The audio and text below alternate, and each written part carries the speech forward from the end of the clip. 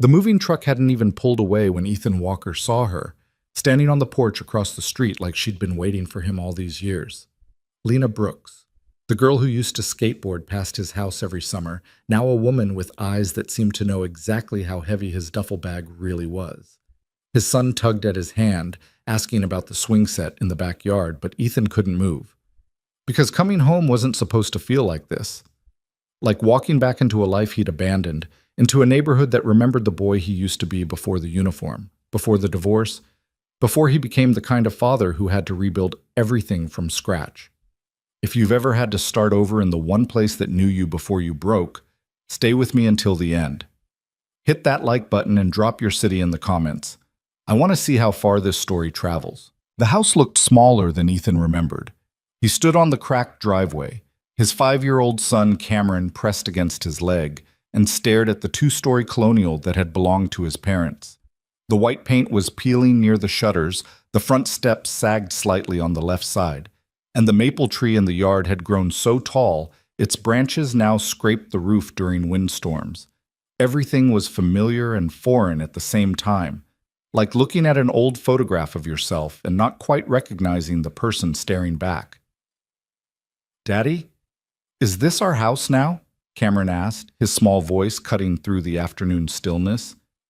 Ethan looked down at his son, all dark curls and wide brown eyes, clutching a stuffed elephant that had seen better days. "Yeah, buddy, this is home." The word felt strange in his mouth. Home. He'd spent the last 7 years calling anywhere with a cot and a footlocker home. Forward operating bases in Afghanistan. Temporary barracks in Germany. A cramped apartment in Colorado Springs that had never felt like anything except a place to sleep between deployments. And then, after the divorce, a series of extended stay motels while the lawyers sorted out custody, and he tried to figure out how to be a single father to a kid who barely knew him. Home was supposed to mean something different now. It had to. "Mr. Walker?" Ethan turned to see the moving company supervisor approaching with a clipboard, a tired-looking man in his 50s with sweat stains under his arms despite the cool October air. "We've got everything unloaded," the man said. "Just need your signature here." Ethan scrawled his name across the form, barely glancing at the itemized list. He didn't own much: furniture from his parents' estate that had been in storage, boxes of Cameron's things from his ex-wife's house, his own military gear and civilian clothes that fit into 2 duffel bags. Everything he owned in the world, and it didn't even fill half the truck. "You need help getting settled?" the supervisor asked, not unkindly. "No, we're good. Thank you." The man nodded and headed back to the truck. Ethan watched it pull away, taking with it the last connection to his old life. Once the diesel rumble faded, the neighborhood settled into the kind of quiet that only existed in small towns. Birds singing, distant lawnmowers, the occasional car passing with unhurried purpose. Maple Ridge hadn't changed. Population 8,000, 1 main street, 2 churches, a diner that still served breakfast all day, and enough gossip to fuel a dozen lifetimes. Ethan had grown up here, played Little League at the park 3 blocks over, got his first kiss behind the library, graduated from the high school that still looked exactly the same except for a fresh coat of paint on the gymnasium. He'd left at 18, desperate to see something bigger than these tree-lined streets and friendly waves from neighbors who knew your business before you did. Now he was back, and he wasn't sure if that made him a failure or just someone who'd finally stopped running. "Daddy, there's a lady looking at us." Ethan followed Cameron's gaze across the street and felt something catch in his chest. Lena Brooks stood on her front porch, one hand shading her eyes from the afternoon sun, wearing jeans and a faded college sweatshirt that hung loose on her frame. Her dark hair was pulled back in a ponytail, and even from this distance, Ethan could see the slight smile on her face. The same smile she'd given him 1,000 times when they were kids, when she'd skateboard past his house on summer evenings and he'd watch from the window, too shy to do anything except wave. She raised her hand now in that same gesture, a simple hello that somehow felt like an acknowledgement of everything that had changed and everything that hadn't. Ethan lifted his hand in response, suddenly aware of how he must look. 30 pounds heavier than the last time she'd seen him, his face harder, his eyes carrying the kind of weight that came from seeing things you couldn't unsee. The boy who'd left Maple Ridge had been full of ambition and certainty. The man who'd come back was just trying to keep his head above water. Lena didn't cross the street. She just stood there for a moment, that soft smile never wavering, then turned and went back inside her house. "Do you know her?" Cameron asked. "Yeah," Ethan said quietly. "We grew up together." "Is she nice?" "Very nice." "Good." Cameron tugged on Ethan's hand.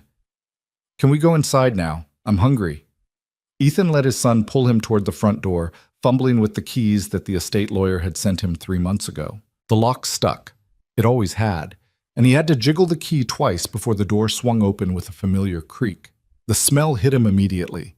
Dust and old wood and something faintly sweet that he couldn't quite place. His mother's potpourri maybe still sitting in bowls throughout the house, even though she'd been gone for 2 years. The furniture was covered in sheets. The floors needed sweeping, and water stains marked the ceiling in the living room where the roof had leaked last winter. It was a mess, but it was theirs. "Whoa," Cameron breathed, his eyes wide, as he took in the high ceilings and the staircase that curved up to the second floor. "It's like a castle." "More like a fixer-upper," Ethan muttered, but he couldn't help the small smile that tugged at his mouth. "Come on, let's find your room." They spent the next hour exploring the house, opening doors and pulling sheets off furniture and trying to remember where everything belonged. Cameron claimed the bedroom at the end of the upstairs hall, the one that had been Ethan's as a kid, and immediately started unpacking his toys with the single-minded focus that only a 5-year-old could muster. Ethan left him to it and went back downstairs, standing in the kitchen and trying to figure out where to start. The refrigerator was empty except for a box of baking soda. The cabinets held mismatched dishes and a few cans of soup that had probably expired during the first Bush administration. The whole place needed cleaning, organizing, a fresh coat of paint, new appliances, probably a new roof if he was being honest with himself. He pulled out his phone and started making a mental list, then stopped. Who was he kidding? He had maybe $3,000 in savings, a modest military pension, and no job lined up beyond some vague promises from a construction company in the next town over. He couldn't afford to renovate. He could barely afford to be here. But Cameron needed stability. Cameron needed a home that didn't change every few months, a school where he could make friends, a father who was actually present instead of deployed or distracted or drowning in his own failures. That was worth more than money. That was worth everything. Ethan set the phone down and walked to the kitchen window, looking out at the backyard. The swing set was still there, rusted and leaning slightly to one side, but intact. He could fix that. He could fix a lot of things, given enough time. A knock at the front door pulled him from his thoughts. He found Lena standing on the porch, holding a casserole dish covered in aluminum foil. She'd changed into a clean shirt and put on a little makeup, though not much. Lena had never been the type to wear much makeup, even in high school, when all the other girls were experimenting with eyeshadow and lip gloss. "Hi," she said, and her voice was exactly as he remembered it. Soft, a little raspy, like she'd just woken up from a nap. "I thought you might be hungry. It's just lasagna, nothing fancy, but I made too much and figured you probably haven't had time to get groceries yet." Ethan stared at her for a moment, caught off guard by the simple kindness of the gesture. "You didn't have to do that." "I know." She held out the dish. "But I wanted to." He took it, the warmth seeping through the foil into his hands. "Thank you. Really. Thank you." "You're welcome." She tucked a strand of hair behind her ear, a nervous gesture he remembered from when they were kids. "How's the house looking?" "Like it's been sitting empty for 2 years." "That bad?" "Worse." She laughed, a genuine sound that made something in his chest ease. "Well, if you need help with anything, painting, cleaning, whatever, just let me know. I've got a pretty flexible schedule." "What are you doing these days?" Ethan asked, genuinely curious. "I'm a therapist. I work from home mostly, see clients over video calls. It's not glamorous, but it pays the bills." She paused. "What about you? What are your plans?" "Still figuring that out," he admitted. "I've got a lead on some construction work, but nothing solid yet. Mostly I'm just trying to get Cameron settled." "Cameron's your son?" "Yeah, he's 5. Ethan glanced back toward the stairs. "He's upstairs, unpacking. or making a mess. Hard to tell with him. I'd love to meet him sometime. I'm sure he'd like that. Ethan shifted his weight, suddenly aware of how long they'd been standing in the doorway. Do you want to come in? I can't offer you much. We don't even have drinks yet, but… No, that's okay, Lena said quickly. I should let you get settled. I just wanted to say welcome home. Thanks, Lena. For the food and for… He trailed off, not quite sure how to finish the sentence. She seemed to understand anyway. Any time, Ethan. I mean it. She turned to go, and Ethan watched her walk back across the street, her ponytail swaying with each step. She moved with the same easy grace she'd had as a teenager, like she was completely comfortable in her own skin in a way he'd never managed to be. Daddy, who was that? Ethan looked down to find Cameron standing beside him, his stuffed elephant tucked under one arm. That's Miss Lena. She lives across the street. Is she the nice lady you know? Yeah, buddy, she is. Cameron considered this. She brought us food. She did. That was nice. It was. Can we eat it now? I'm really hungry. Ethan laughed and ruffled his son's hair. Yeah, let's eat. They heated up the lasagna in the microwave. The oven would take too long to preheat, and Ethan wasn't even sure it worked, and ate sitting on the floor of the living room because the dining table was still covered in boxes. Cameron chattered between bites about his new room and the swing set in the backyard, and whether they could get a dog now that they had a yard.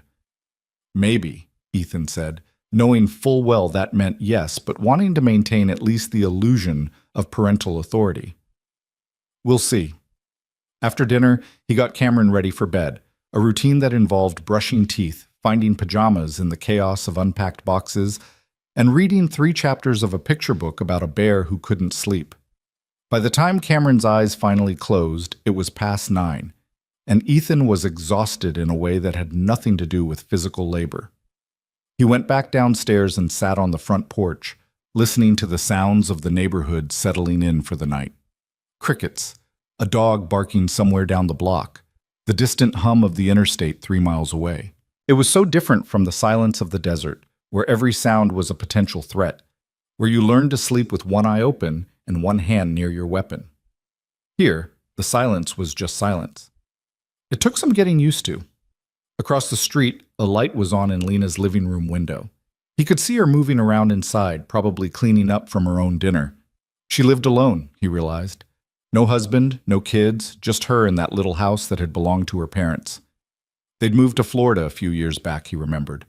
Retired down to some golf community near Tampa and left Lena the house. He wondered what her life was like. Did she date? Was she happy? Did she ever think about him, about the kid who used to watch her from his bedroom window and imagine what it would be like to actually talk to her? Probably not. They'd never been close, not really. They'd known each other the way everyone in a small town knows everyone else. Friendly waves, occasional small talk, the kind of superficial familiarity that came from proximity rather than genuine connection.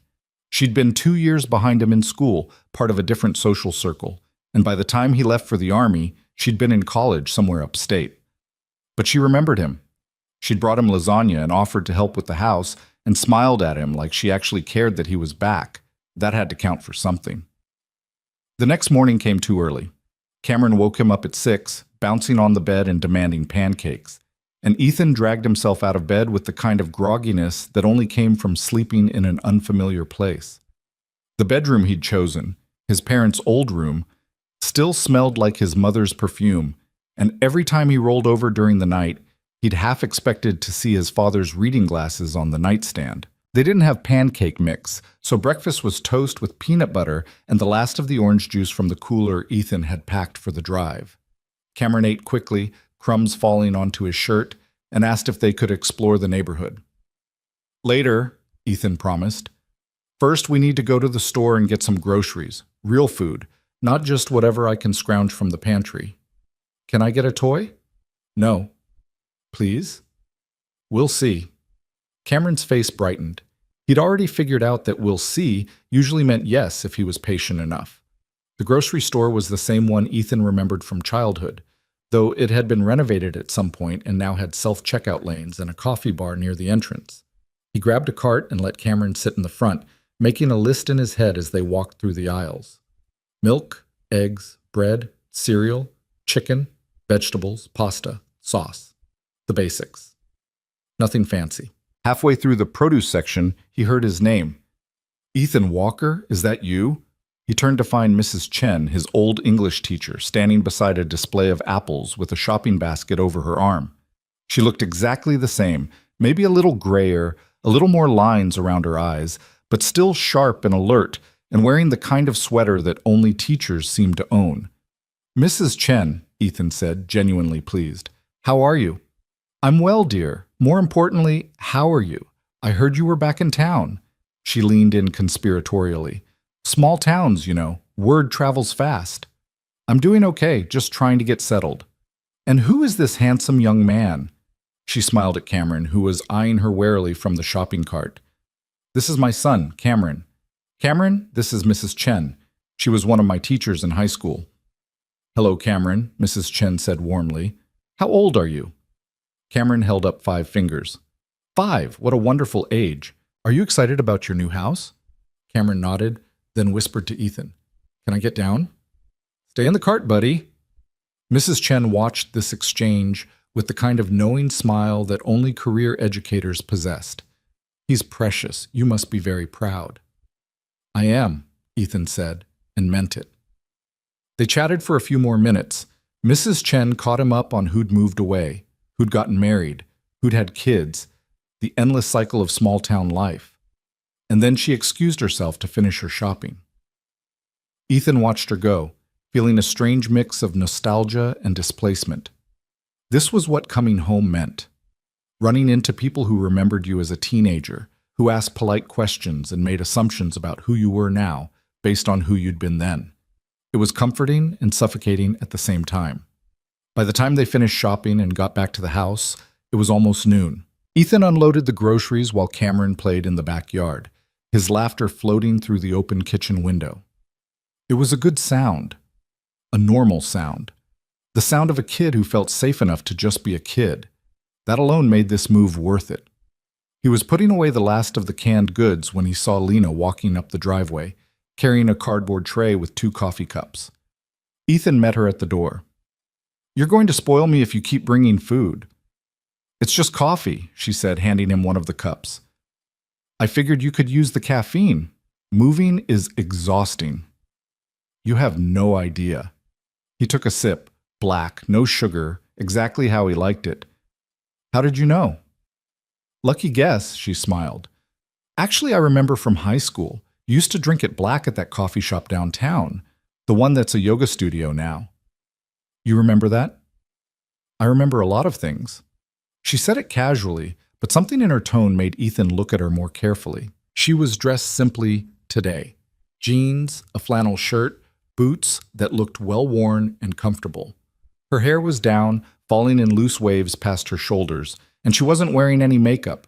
She looked real, not put together or trying to impress anyone, just herself. Want to come in? Ethan asked. The place is still a disaster, but at least I have coffee now. Sure.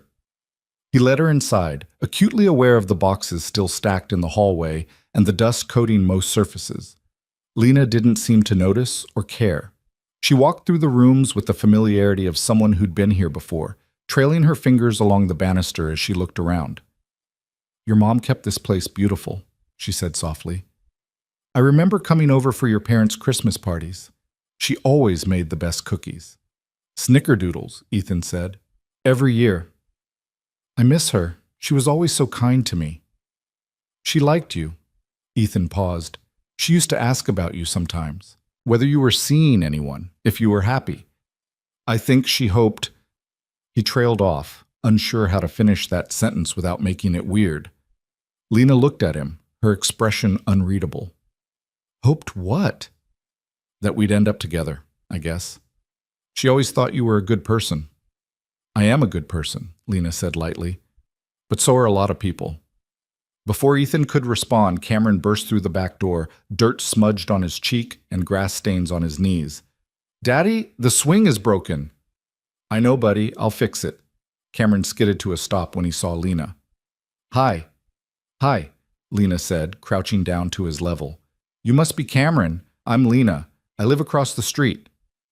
You brought us lasagna. I did. Did you like it?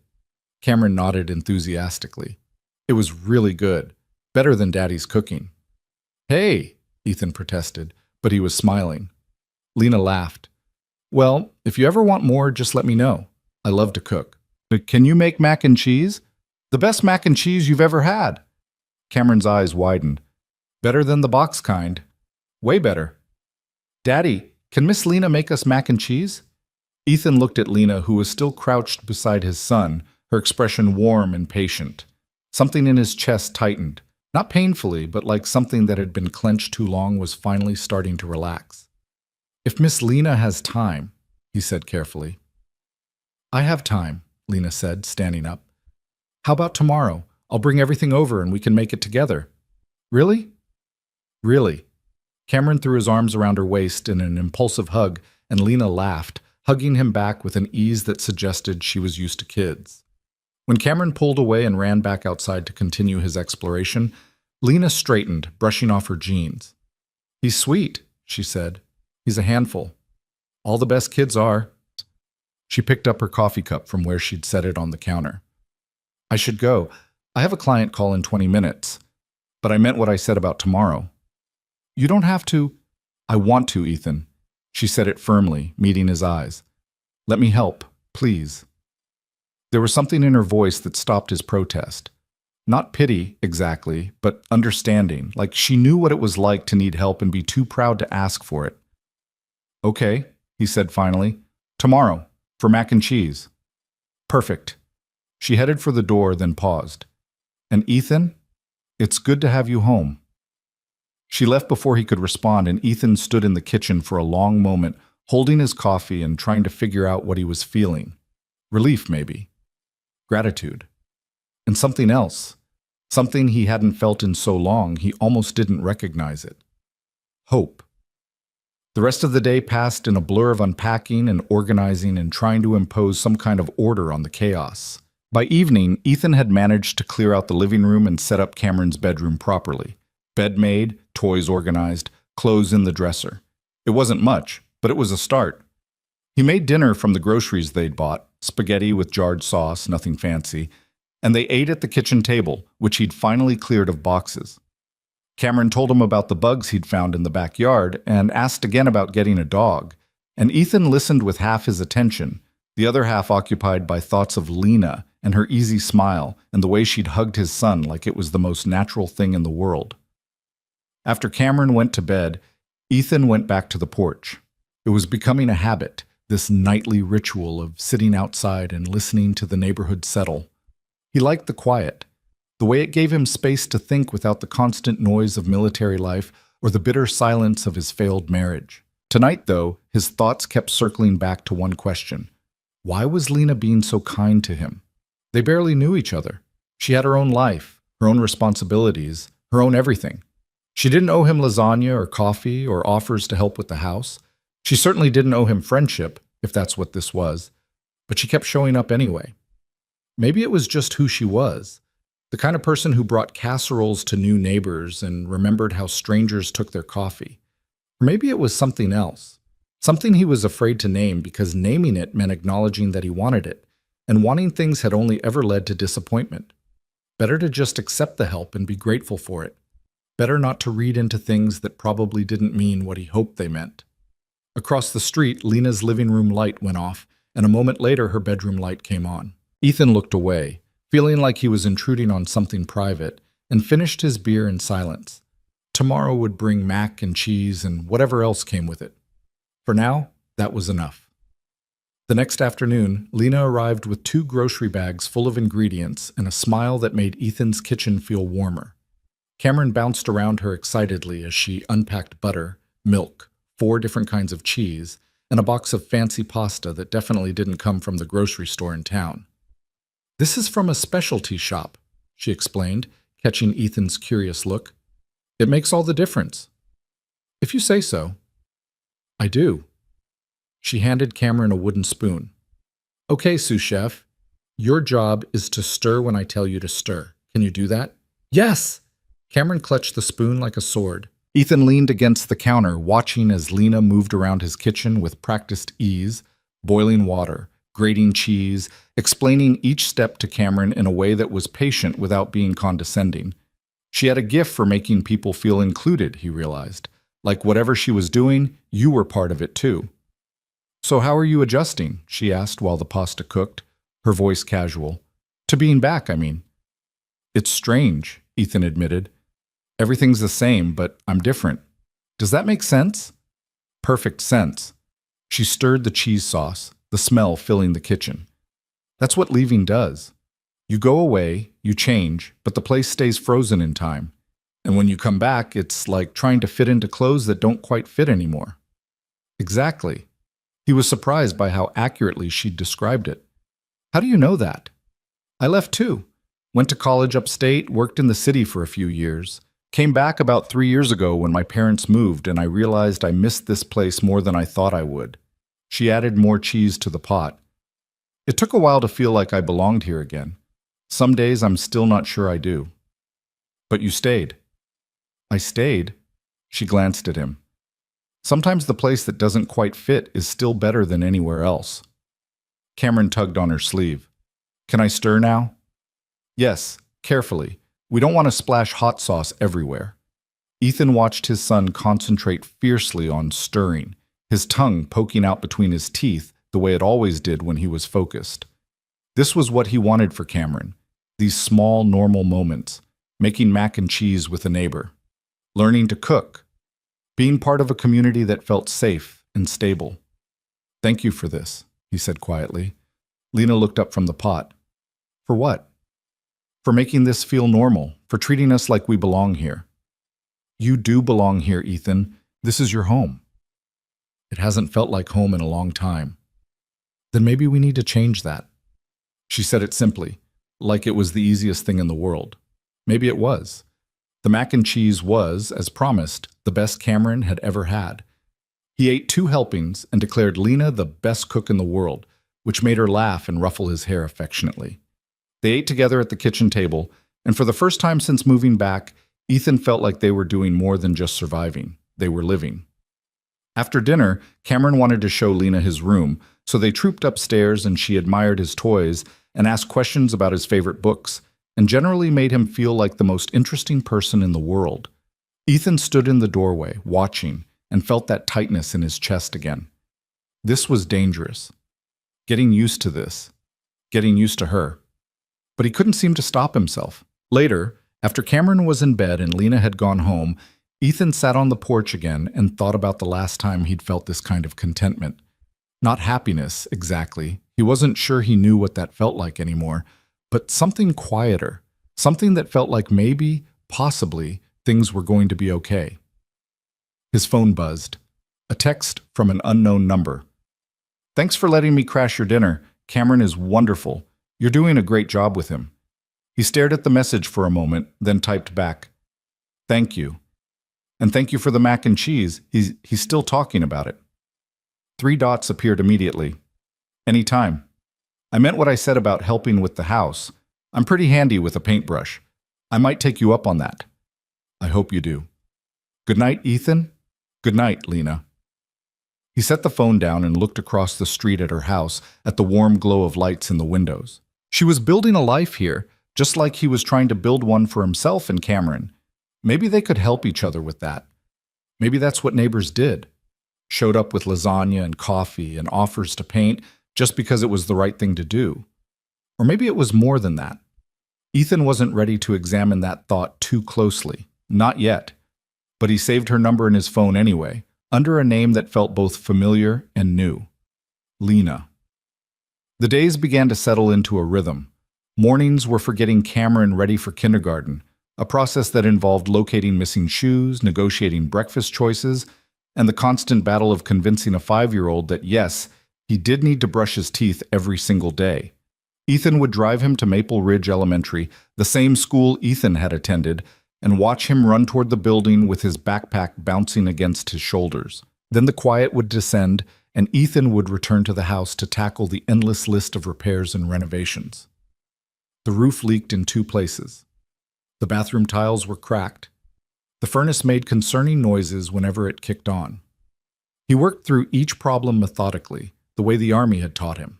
Assess, plan, execute. One task at a time. Lena kept appearing. Not every day, but often enough that Ethan started to expect it.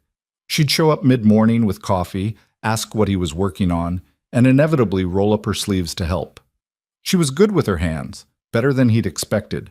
She could paint a straight line without tape, knew how to patch drywall properly, and wasn't afraid of power tools. "My dad taught me," she explained one afternoon while they were replacing the trim in the hallway. "He wanted to make sure I could take care of myself, fix things, instead of having to call someone every time something broke." Smart man. He had his moments. They worked in comfortable silence, broken occasionally by questions about measurements or requests to hand over tools. Ethan found himself relaxing around her in a way he hadn't relaxed around anyone in years. She didn't ask about his time in the army or his ex-wife or why he'd come back to Maple Ridge. She just existed beside him, steady and uncomplicated. On Friday afternoon, while they were painting Cameron's room a cheerful blue that his son had picked out himself, Lena asked, "What are you doing this weekend?" "Probably more of this," Ethan said, gesturing at the paint-spattered drop-cloth covering the floor. "Why?" "There's a farmer's market in the town square on Saturday mornings. I thought maybe you and Cameron might want to come. It's pretty low-key, local produce, baked goods, some crafts. Cameron might like it." Ethan considered this. He hadn't been to the farmer's market since he was a kid himself, dragged there by his mother every Saturday to buy fresh vegetables and homemade jam. "What time?" "It starts at 8, but I usually go around 9. The crowds thin out a bit by then." "We could do that." Lena smiled, a paint smudge on her cheek. "Great, I'll meet you there." Saturday morning dawned cool and clear, the kind of autumn day that made Ethan remember why he'd loved this town as a kid. The leaves were turning, brilliant reds and oranges and yellows that seemed to glow in the morning light, and the air smelled like wood smoke and apples. Cameron was excited about the farmer's market, mostly because Lena had mentioned there would be fresh donuts. They walked the 3 blocks to the town square, Cameron skipping ahead and then circling back, his energy boundless. The market was exactly as Ethan remembered, a collection of white tents arranged around the square, vendors selling everything from tomatoes to handmade soap to jars of honey that caught the sunlight like amber. People milled about with canvas bags, stopping to chat with neighbors, examining produce with the careful scrutiny of experienced shoppers. He spotted Lena near the bakery tent, already holding a bag of what looked like croissants. She waved when she saw them. "Right on time," she said, handing the bag to Ethan. "I got extras." "You can never have too many croissants." "Can I have a donut?" Cameron asked, eyeing the display. "Yes, you can have a donut," Ethan said, "but you have to eat real food first when we get home." "Okay." They wandered through the market together, stopping at various stalls. Lena seemed to know everyone. The woman selling herbs remembered her from high school. The old man with the apple stand asked about her parents. The young couple running the vegetable tent thanked her for helping them with their business license application.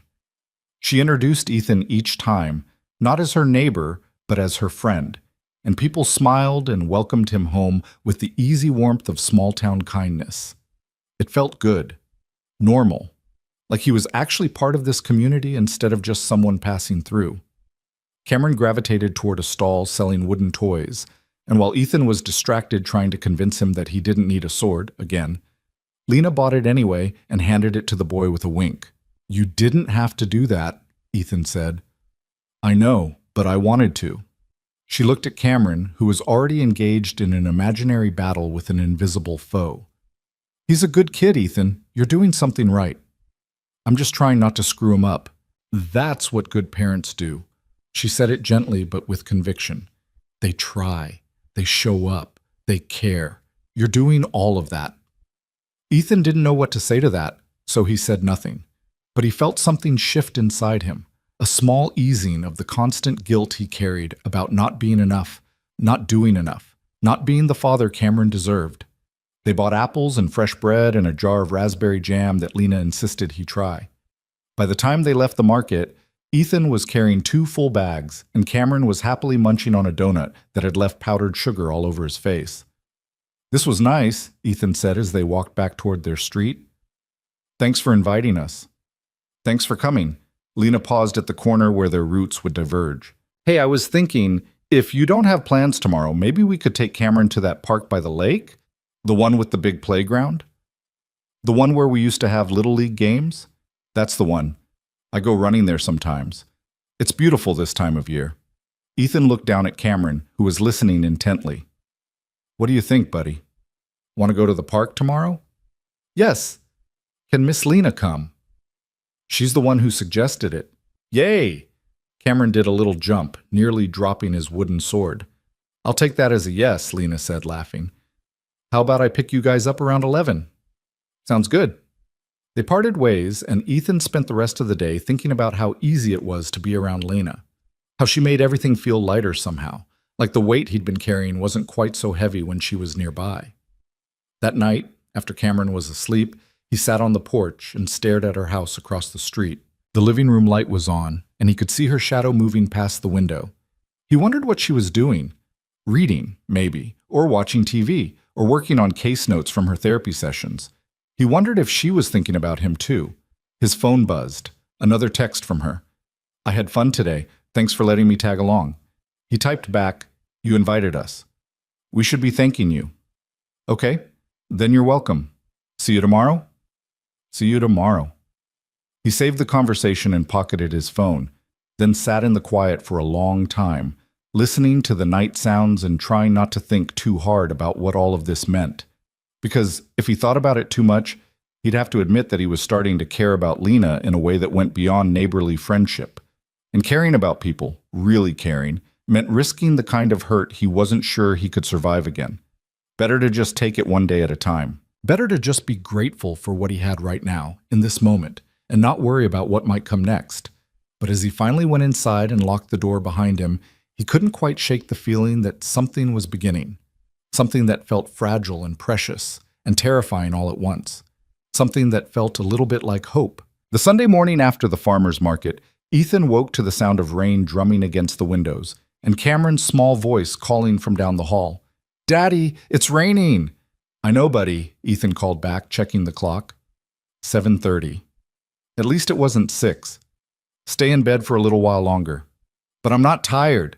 Ethan sighed and threw off the covers, patting down the hallway in his bare feet to find Cameron already out of bed, pressing his face against the window and watching the rain streak down the glass. It's really coming down, Cameron observed.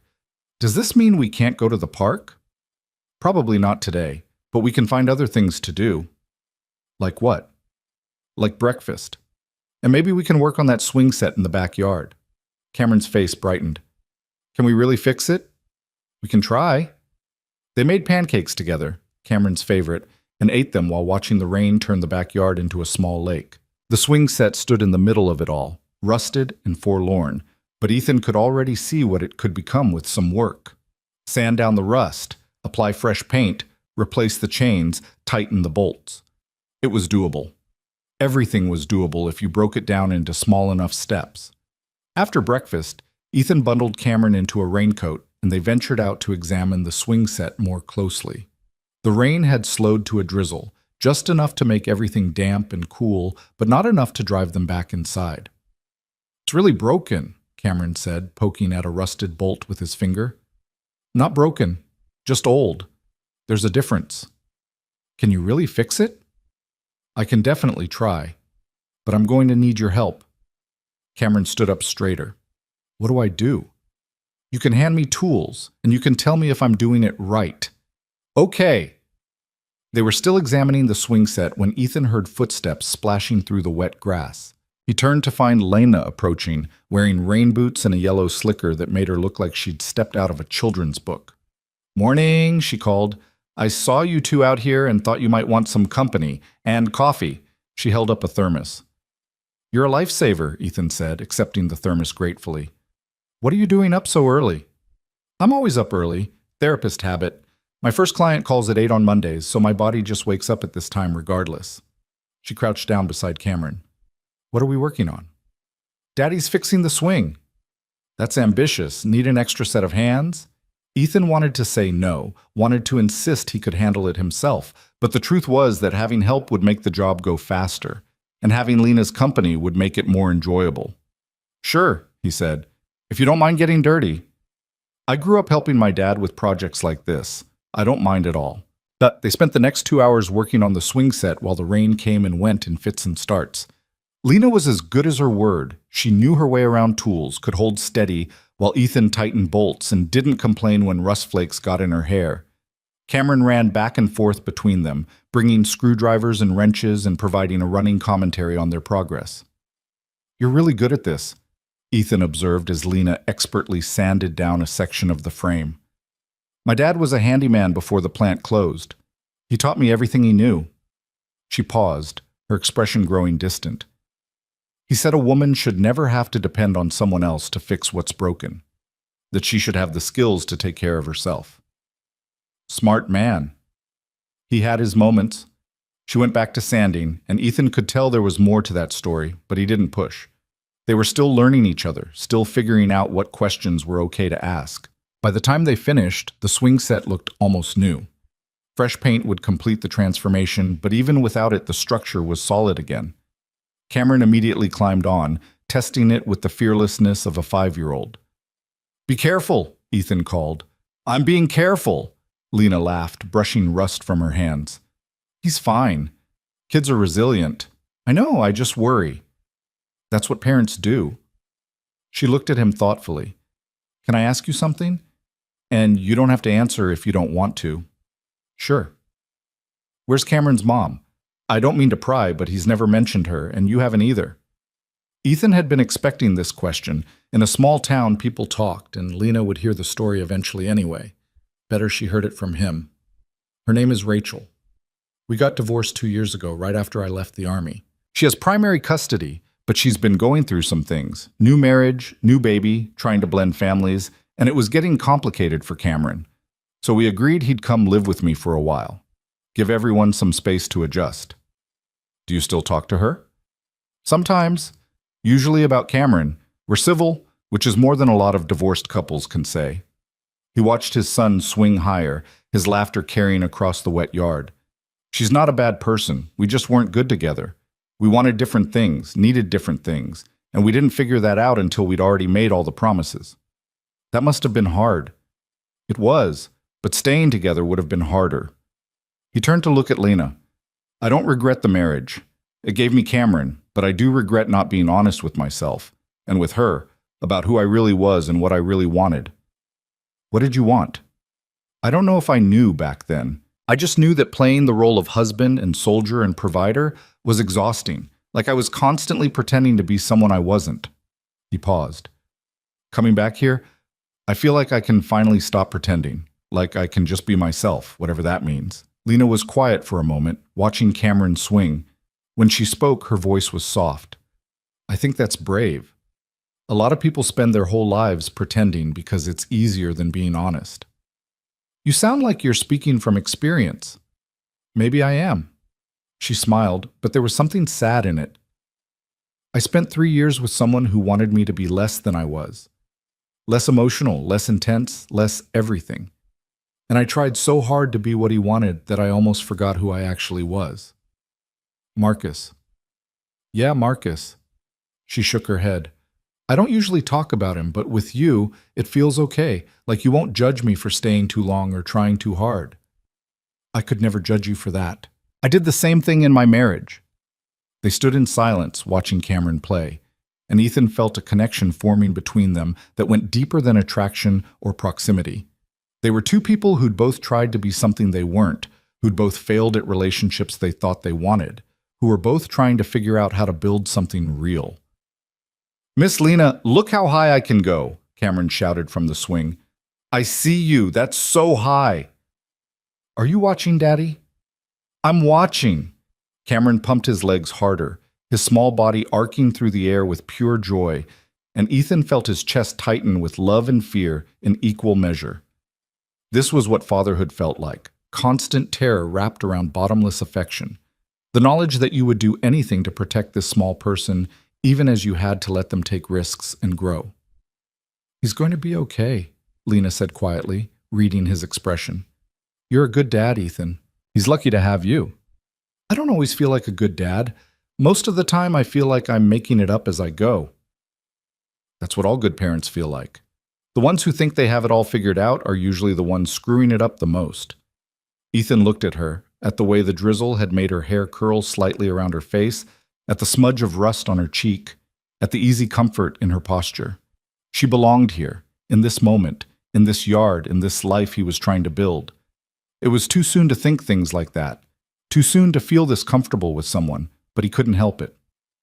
"Thank you," he said, "for this morning, for the help with the swing set, for the coffee, for all of it." "You're welcome. Though I should be thanking you. I had fun. I haven't worked on a project like this in years. Anytime you want to come help me destroy my house in the name of renovation, you're welcome to." She laughed. "I might take you up on that." Cameron finally tired himself out on the swing and came running over, his cheeks flushed and his eyes bright. "I'm hungry again." "You're always hungry," Ethan said, ruffling his hair. "Can Miss Lena stay for lunch?" Ethan looked at Lena, who shrugged. "I don't have any plans if you don't mind the company." "We don't mind at all." They went inside, tracking mud across the kitchen floor that Ethan would worry about later, and made grilled cheese sandwiches and tomato soup. Cameron chattered through the meal about school starting on Monday, about his new teacher, Mrs. Rodriguez, about whether he'd make friends or if everyone would already have friends and he'd be left out. "You're going to make lots of friends," Lena assured him. "You're funny and kind and you know how to share. That's everything kids care about." "But what if they don't like me?" "Then they're not worth being friends with. The right people will like you for exactly who you are." Cameron considered this, then nodded and went back to his sandwich.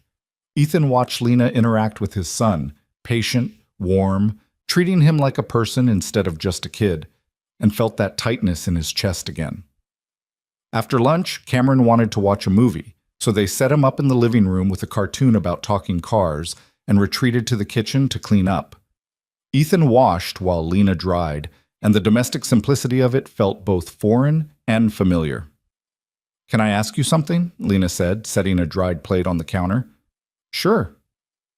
"Why did you really come back to Maple Ridge? I know you said it was about Cameron needing stability, but was that all of it?" Ethan thought about how to answer that, his hands stilling in the soapy water.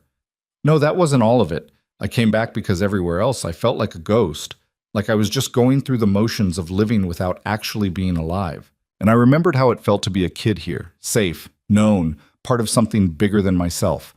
I wanted to see if I could find that feeling again." "And have you?" "I'm starting to." He looked at her. "You're part of that. The way you've welcomed us, helped us, showed up. It makes me feel like maybe I do belong here after all." Lena set down the dish towel and turned to face him fully. "Ethan, I need you to understand something. I'm not just being a good neighbor. I'm not helping you fix your house out of some sense of obligation or community duty." "Then why are you doing it?" "Because I like you. Because I like spending time with you and Cameron. Because when I'm with you, I feel more like myself than I have in years." She paused. "And because I think maybe you feel the same way, and I wanted you to know that it's okay, that whatever this is between us, it's okay to acknowledge it." Ethan's heart was pounding. "I do feel the same way. I just didn't want to assume or push or make things weird between us." "Things are already weird between us. Good weird. The kind of weird where we both know something is happening, but we're too scared to name it.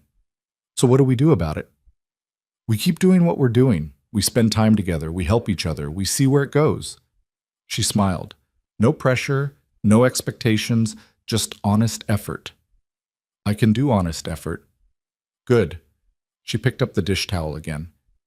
"Now, finish those dishes before Cameron comes looking for us." They worked in silence for a few more minutes, but everything felt different now. The air felt charged, full of possibility and promise. When Ethan's hand brushed against Lena's as he handed her a dish, neither of them pulled away. After the dishes were done, Lena said she should probably head home and get some work done.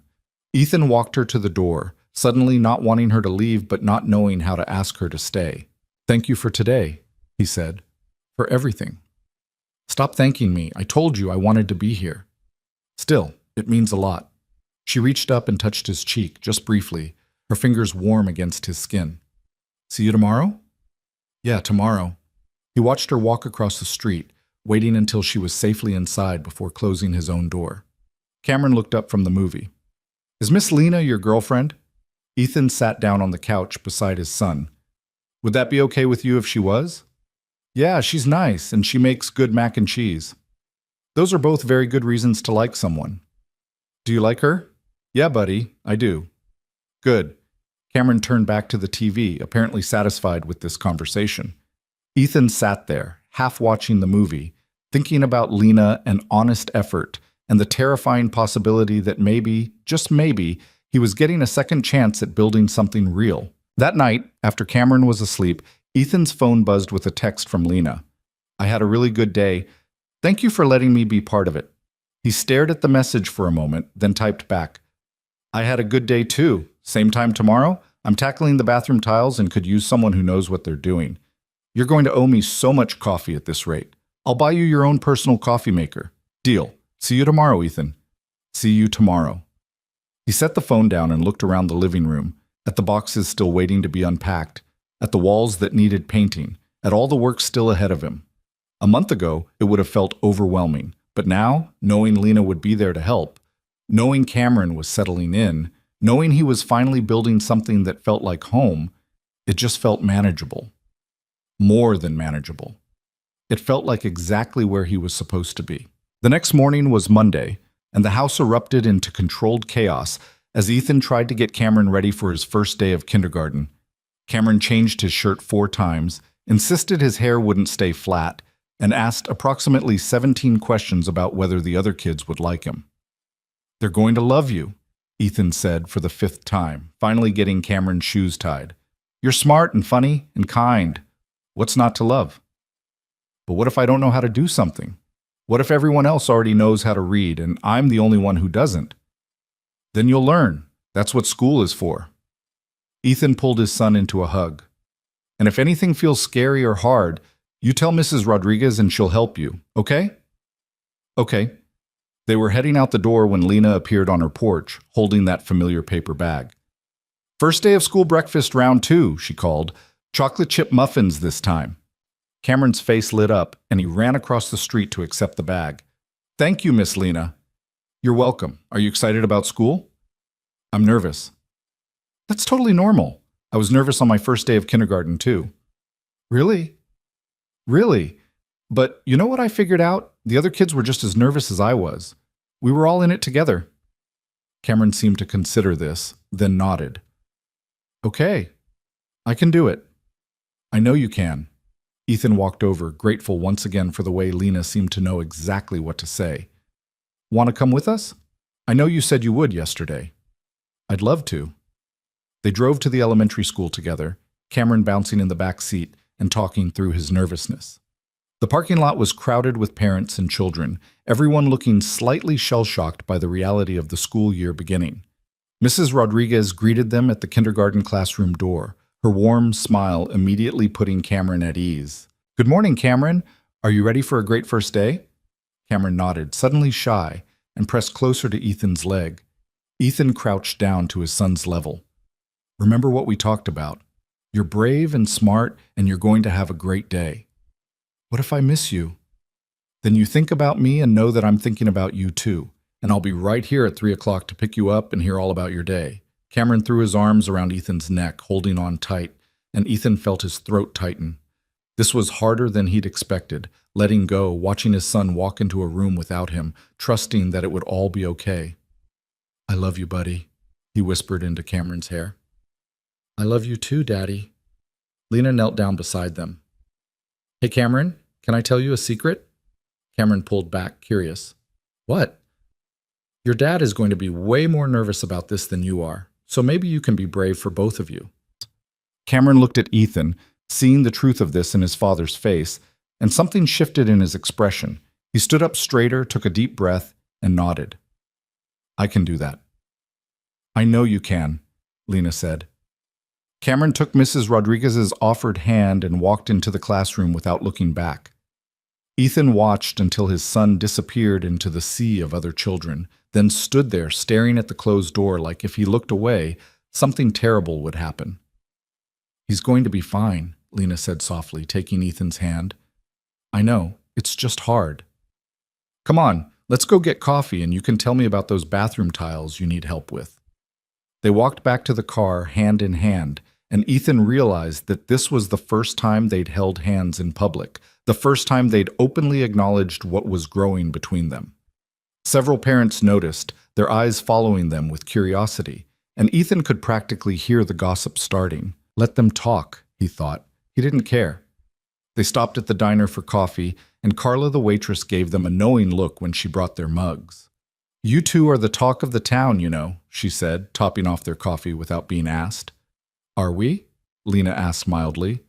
"Oh, honey, half the town has you two married by Christmas. The other half is taking bets on how long it'll take Ethan to propose." Ethan nearly choked on his coffee. We're friends." "Uh-huh. Friends who hold hands and look at each other like that." "Sure," Carla winked. "For what it's worth, I think you're good together. It's about time both of you found someone worth hanging on to."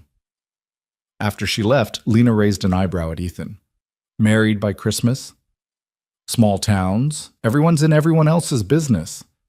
Does it bother you, the gossip?" "No." "Does it bother you?"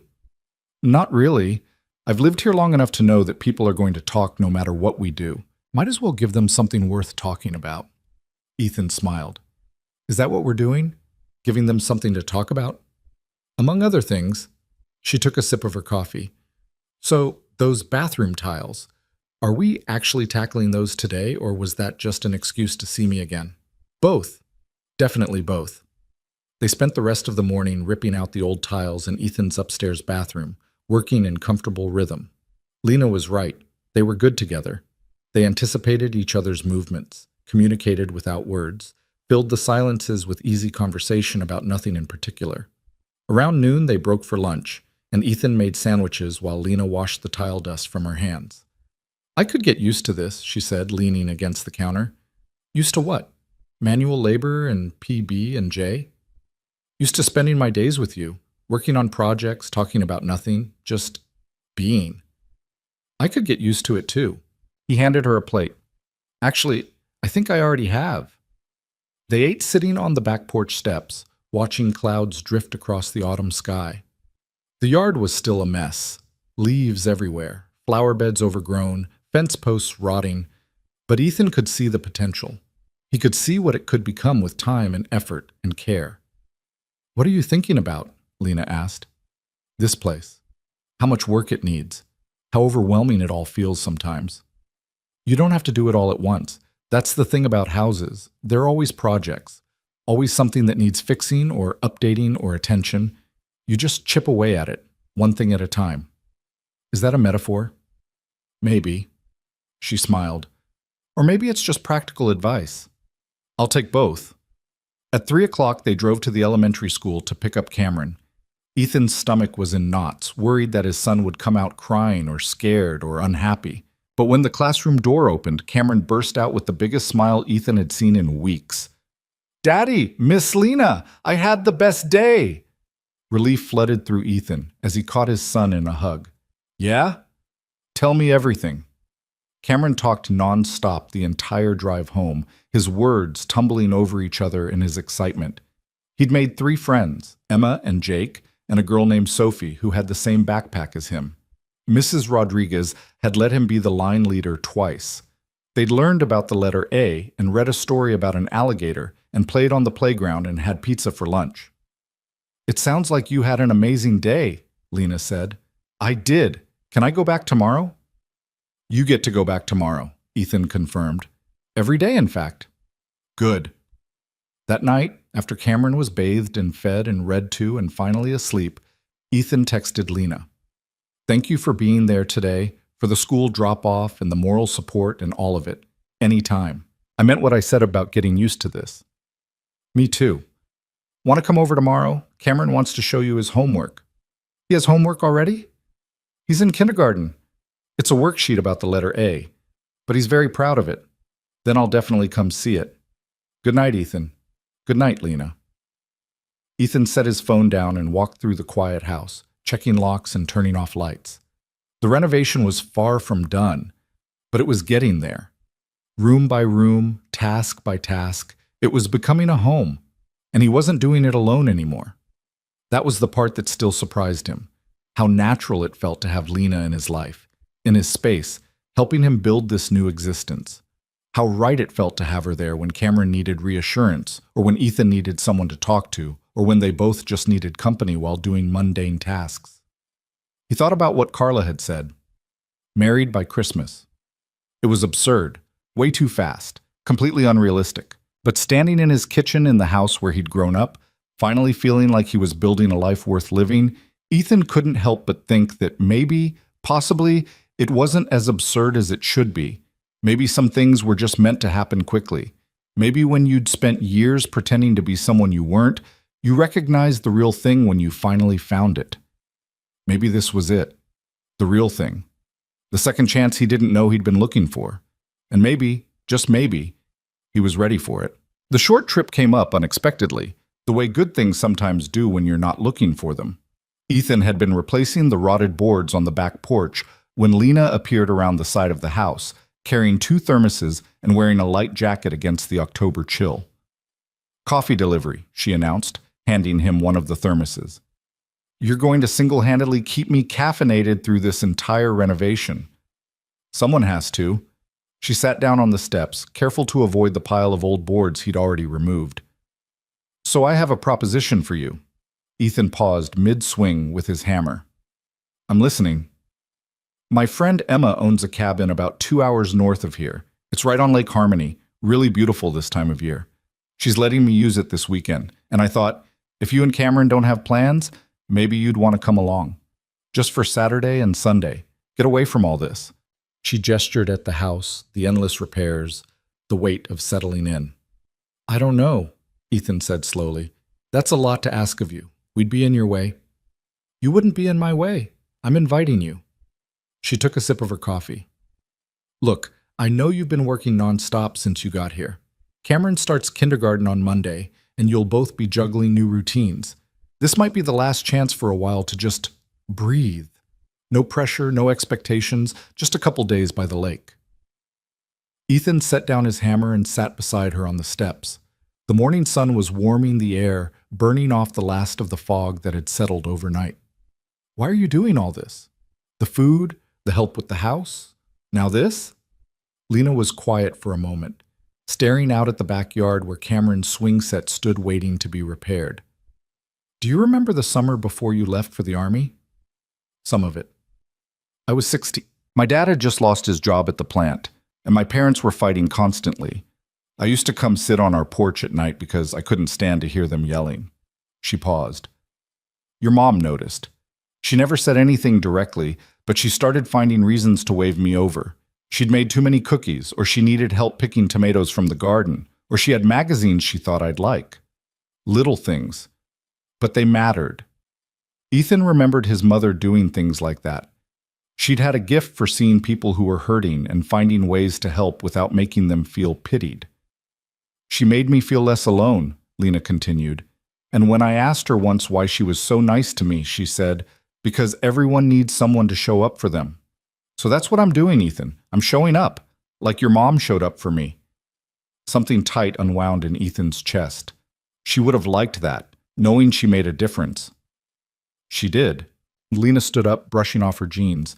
"So what do you say? Want to come to the cabin?" Ethan thought about it. About Cameron running along a lakeshore instead of playing alone in their backyard. About a weekend where he didn't have to think about leaking roofs and broken furnaces. About spending time with Lena somewhere other than covered in sawdust and paint. "Okay," he said. "We'll come." Her smile was bright enough to rival the morning sun. "Great. We'll leave Friday after Cameron gets out of school. I'll pack plenty of food." "Of course you will." "Someone has to make sure you two eat something besides cereal and sandwiches." By the time Friday afternoon arrived, Ethan had talked himself in and out of this trip at least a dozen times. What if Cameron got homesick? What if being alone with Lena for a whole weekend made things weird between them? What if he was reading too much into her invitation and she was just being nice? But Cameron was vibrating with excitement, his little backpack stuffed with toys and books. And when Lena pulled up in her Subaru with kayaks strapped to the roof, Ethan decided to stop overthinking and just let it happen. The drive north took them through winding country roads lined with trees in full autumn glory. Cameron sat in the back seat, pointing out the window at cows and horses and a farmer on a tractor, asking endless questions that Lena answered with patience Ethan could only aspire to. "Miss Lena, have you been to this cabin before?" "Lots of times. Emma and I have been friends since college." "Does it have a TV?" "It does, but there's no cable, just DVDs." "What's a DVD?" Lena caught Ethan's eye in the rearview mirror, and they both smiled. "I'll explain when we get there," she said. The cabin was exactly what Ethan had pictured. A small A-frame structure with weathered cedar siding sitting on a wooded lot about 50 yards from the lake. A stone path led down to a small dock, and through the trees he could see the water glinting in the late afternoon sun. "Wow," Cameron breathed as they pulled up. "It's like a fairy tale house." "Wait until you see the inside," Lena said, grabbing bags from the trunk. The interior was cozy without being cramped. An open living area with a stone fireplace, a small kitchen, and a loft bedroom accessed by a ladder. The furniture was mismatched but comfortable, and everything smelled faintly of pine and old books. "Cameron, you get the loft," Lena announced. "Your dad and I will take the pull-out couch." Ethan shot her a look, but she was already heading outside for more bags. He followed her to the car. "The pull-out couch?" he said quietly. "It's a big couch, and there are extra blankets." "We're both adults, Ethan. I think we can manage." She handed him a cooler. "Unless you want Cameron to sleep on the couch and you can have the loft, because I'm not sure you'll fit up there." She had a point. The loft looked barely big enough for Cameron, let alone a grown man who was 6'2". "The couch is fine," he said. They spent the rest of the afternoon exploring. Cameron was fascinated by everything: the dock, the kayaks, the trail that wound through the woods behind the cabin. Lena showed him how to skip stones across the lake, and Ethan watched from the dock as they counted how many times each stone bounced. "4!" Cameron shouted. "That one did 4!" "You're getting good at this," Lena said. "Pretty soon you'll be better than me." "I'm already better than Daddy. He can only do 2. "Hey," Ethan protested. "I can do more than 2. "Prove it." Lena handed him a smooth, flat stone, her fingers brushing his for just a moment. He positioned himself at the edge of the dock, wound up, and sent the stone skittering across the water. It bounced 5 times before disappearing beneath the surface. 5, Cameron crowed. "Daddy wins." "Beginner's luck," Lena said, but she was smiling. They made dinner together, pasta with marinara sauce and a salad from vegetables Lena had brought. Cameron helped set the table, carefully placing each fork and knife in the proper position, his tongue sticking out in concentration. After dinner, they roasted marshmallows in the fireplace, and Cameron declared it the best day ever before falling asleep on the couch halfway through a movie. Ethan carried him up to the loft and tucked him in, listening to his son's steady breathing in the quiet cabin. When he came back down, Lena had pulled out the couch bed and was making it up with sheets and blankets. "I can do that," Ethan said. "I'm almost done." She smoothed the last blanket into place. "There. Not exactly a 5-star hotel, but it'll do. It's perfect." They sat on opposite ends of the couch, leaving a careful space between them. The fire had burned down to glowing embers, casting a warm orange light across the room. Outside, the lake was dark and silent. "Thank you for bringing us here," Ethan said. "Cameron's going to remember this." "What about you?" "I'll remember it too." Lena pulled her knees up to her chest, wrapping her arms around them. "Can I ask you something?" "Sure." "What made you come back to Maple Ridge? I mean, I know your parents' house was here, but you could have sold it and gone anywhere. Why here?" Ethan was quiet for a long moment, trying to find the right words. "Because everywhere else I was trying to be someone I wasn't. In the army, I was trying to be the perfect soldier. In my marriage, I was trying to be the perfect husband, and I failed at both." He paused. "Here, I'm just me. The kid who grew up on Elm Street and played Little League at the park. I figured maybe if I came back to where I started, I could figure out who I'm supposed to be now." "And have you? Figured it out?" "Not yet, but I'm working on it." He looked at her. "What about you? You left too. Why did you come back?" "For a lot of the same reasons, I think." I was working at this big therapy practice in the city, seeing back-to-back clients all day, living in an apartment where I couldn't even hear myself think. And one day I woke up and realized I was helping everyone else figure out their lives, but I had no idea what I was doing with mine. She rested her chin on her knees, so I came home, started my own practice, bought my parents' house, slowed down enough to actually breathe. It wasn't what I planned, but it's what I needed. Do you miss the city? Sometimes. I miss the anonymity, the feeling that you could be anyone, but I don't miss the loneliness. She looked at him. You can be lonely anywhere, but it's worse when you're surrounded by people and still feel invisible. Yeah, Ethan said softly. I know that feeling. They sat in silence for a while, watching the embers fade. Ethan was acutely aware of her presence beside him, the rise and fall of her breathing, the way she absently twisted a strand of hair around her finger, the small space between them that felt both enormous and non-existent. Ethan? Yeah? I'm glad you came back. He turned to look at her, and in the dying firelight her expression was open and honest in a way that made his heart skip. Me too. She held his gaze for a moment, then stood up. I should probably get some sleep. Emma said there's good hiking trails around here, and I thought we could explore tomorrow morning if you're up for it. Sounds good. Good night, Ethan. Good night, Lena.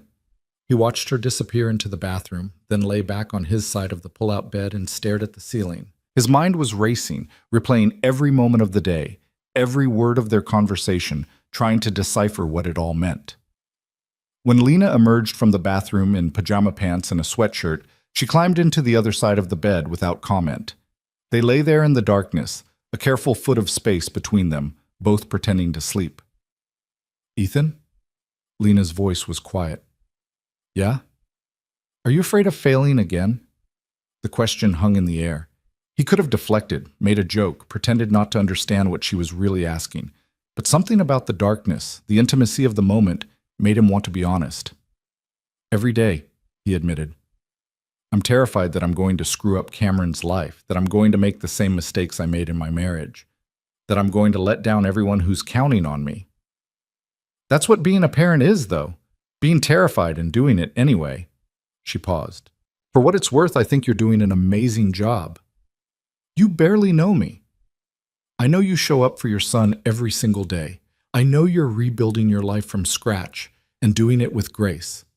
I know you're capable of more than you give yourself credit for. Her voice softened. I know you, Ethan. Maybe not all of you yet, but I know the parts that matter. He wanted to reach across that careful space between them, wanted to close the distance and see what would happen. But fear held him in place, fear of rejection, of ruining what they had, of proving that he really was destined to fail at anything that mattered. Lena? Yeah? I'm not good at this. Trusting people, letting people in.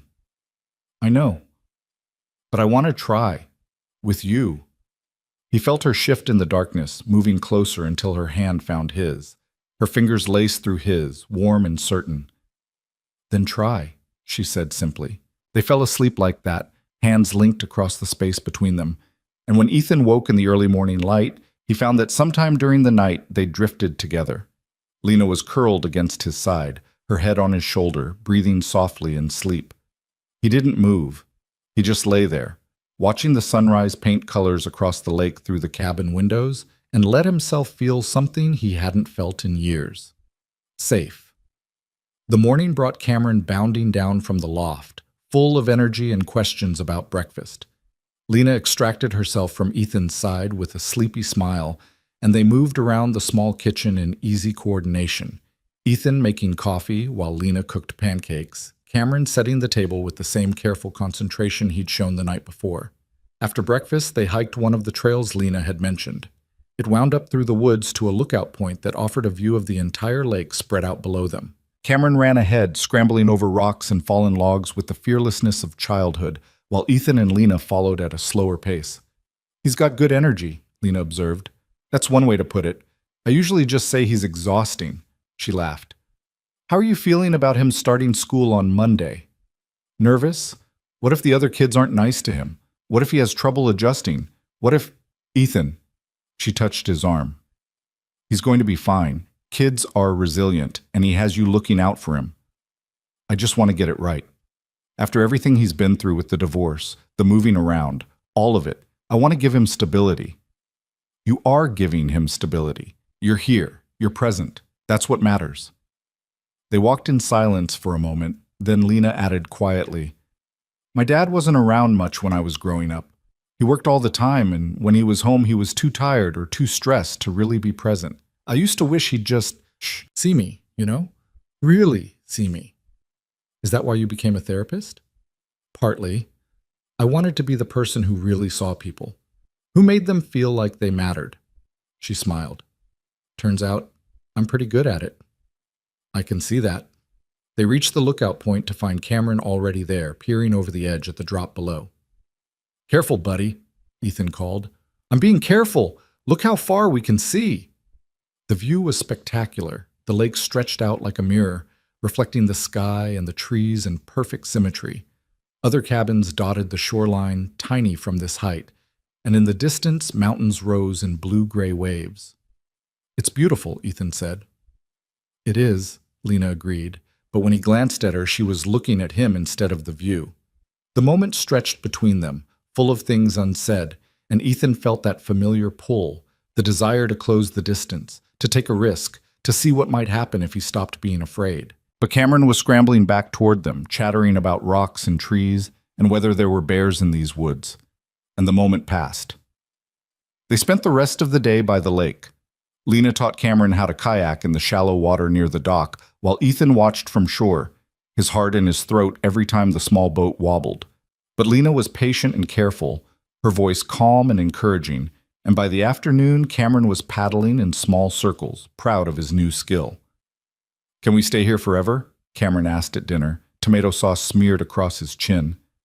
"I wish we could, buddy, but we have to go home tomorrow." "Why?" "Because you start school on Monday, remember? You were excited about that." Cameron's face brightened. "Oh yeah, I get to meet new friends." "Exactly." After Cameron went to bed, Ethan and Lena sat on the dock, their feet dangling above the water. The night was clear and cold, stars scattered across the sky in impossible numbers. "I haven't seen stars like this in years," Ethan said. "Light pollution. It's one of the things I love about being out here. You can actually see how big the universe is. Makes you feel pretty small. Or pretty connected. All those stars, all that space, and somehow we ended up here, on this dock, at this exact moment." She bumped her shoulder against his. "That's kind of amazing when you think about it." Ethan turned to look at her, and in the starlight, she was luminous. "Lena, I need to tell you something." "Okay." He took a breath, gathering his courage. "I'm not good at this. Relationships, feelings, any of it. My marriage ended because I couldn't figure out how to let my ex-wife in. I was always holding something back, always keeping part of myself locked away, and she needed more than I knew how to give." "Ethan, let me finish, please." He waited until she nodded. "I'm terrified that I'm going to do the same thing with you, that I'm going to hold back until you get tired of waiting for me to open up, that I'm going to fail again, but this time it'll hurt worse because I actually care." He paused. "I care about you, Lena, more than I should after just a few weeks." Lena was quiet for a long moment, and Ethan's heart sank. He'd said too much, pushed too hard, ruined everything. Then she spoke, her voice steady. "I need to be honest with you too. I won't be a temporary chapter in your story, Ethan. I won't be the person who helps you heal and then gets left behind when you figure out what you really want. I've done that before, and I won't do it again." "What happened?" "I dated someone for 3 years. He was charming and smart and said all the right things, but he never really saw me. I was just there. A placeholder until something better came along." She drew her knees up, wrapping her arms around them. "When he left, he told me I was too much, too intense, too emotional, too invested. And for a long time, I believed him. I tried to be less, to need less, to want less. But that's not who I am." "You're not too much," Ethan said quietly. "Maybe not to you, but you have to be sure about that because I can't go through that again. I can't care about someone and watch them realize I'm not what they wanted." Ethan reached for her hand, the same way she'd reached for his the night before. I'm not sure about a lot of things. I'm not sure how to be the father Cameron deserves, or how to build a life in Maple Ridge, or how to let go of the things that are holding me back. But I'm sure about this. He squeezed her hand. I'm sure that I want to try. Not because you're convenient or because I'm lonely, but because you make me want to be better. You make me want to learn how to open up, how to trust, how to let someone in. That's not a small thing you're promising. I know. And what if you try and it doesn't work? What if we ruin this friendship we're building? Then we'll deal with it, together. He turned to face her fully. But I think it's worth the risk. Don't you? Lena studied his face in the starlight, and Ethan felt like she was looking straight through him, seeing all the broken pieces and sharp edges he tried to hide. It should have been terrifying. Instead, it felt like relief. Yeah, she said finally. I think it's worth the risk. She leaned in slowly, giving him time to pull away, but Ethan didn't move. When her lips met his, it was soft and tentative, a question more than a statement. He kissed her back with the same careful uncertainty, like they were both afraid of breaking something fragile. When they pulled apart, Lena rested her forehead against his. No promises, she said quietly. No guarantees, just honest effort, and showing up for each other. That's what I need. I can do that. Then we'll figure out the rest as we go. They sat on the dock until the cold drove them inside, hands linked, shoulders touching, neither one willing to break the moment. When they finally climbed into the pull-out bed, there was no careful space between them. Lena curled into his side like she belonged there, and Ethan wrapped his arm around her, feeling her heartbeat against his ribs. Ethan? Yeah? I'm glad you came back to Maple Ridge. Me too. He fell asleep to the sound of her breathing and woke to find Cameron bouncing on the bed between them, demanding pancakes for breakfast. Lena laughed and pushed her hair out of her face, and Ethan watched them with a feeling he was almost afraid to name. Hope. This was what hope felt like. They packed up the cabin and drove back to Maple Ridge in the afternoon, Cameron chattering about school and kayaking and when they could come back to the cabin. Lena promised they'd return soon, and Ethan found himself already looking forward to it. When they pulled up to their street, Ethan noticed a car parked in front of Lena's house. A man was sitting on her porch steps, checking his phone. Lena went very still. That's Marcus. Who's Marcus? My ex. Her voice was tight. The one I told you about. The man stood up as they approached, a smile spreading across his face. He was tall and good-looking in the way of men who spent a lot of time at the gym and in front of mirrors. His clothes were expensive, his hair artfully messy, and when he waved at Lena, there was a confidence in the gesture that immediately set Ethan's teeth on edge. This is going to be fun, Lena muttered, unbuckling her seatbelt. Ethan touched her arm. You want me to stay? She looked at him, something unreadable in her expression. Yeah, I do. They got out of the car together, Cameron trailing behind with his backpack. Marcus's smile widened when he saw them. Lena, it's been too long. His eyes flicked to Ethan, assessing. I didn't know you had company. What are you doing here, Marcus? Lena's voice was cool, controlled. I was in the area and thought I'd stop by. See how you're doing. Maybe take you to dinner. He said it casually, like showing up unannounced at your ex-girlfriend's house was perfectly normal. I'm busy. I can see that. Marcus's gaze shifted to Cameron, then back to Ethan. New boyfriend? That's none of your business. Fair enough. Marcus held up his hands in mock surrender. Look, I'm not here to cause trouble. I just wanted to talk, 5 minutes. That's all I'm asking. Lena hesitated, and Ethan could see the conflict in her face, part of her wanting to send Marcus away, part of her too polite to make a scene. Cameron and I will head inside, Ethan said quietly. Take your time. He guided Cameron across the street to their house, but he didn't go in. Instead, he stood on his porch, watching, making sure Lena was okay, making sure Marcus kept his distance, making sure she knew he was there if she needed him. From across the street, Ethan could see the tension in Lena's shoulders as she stood facing Marcus on her porch.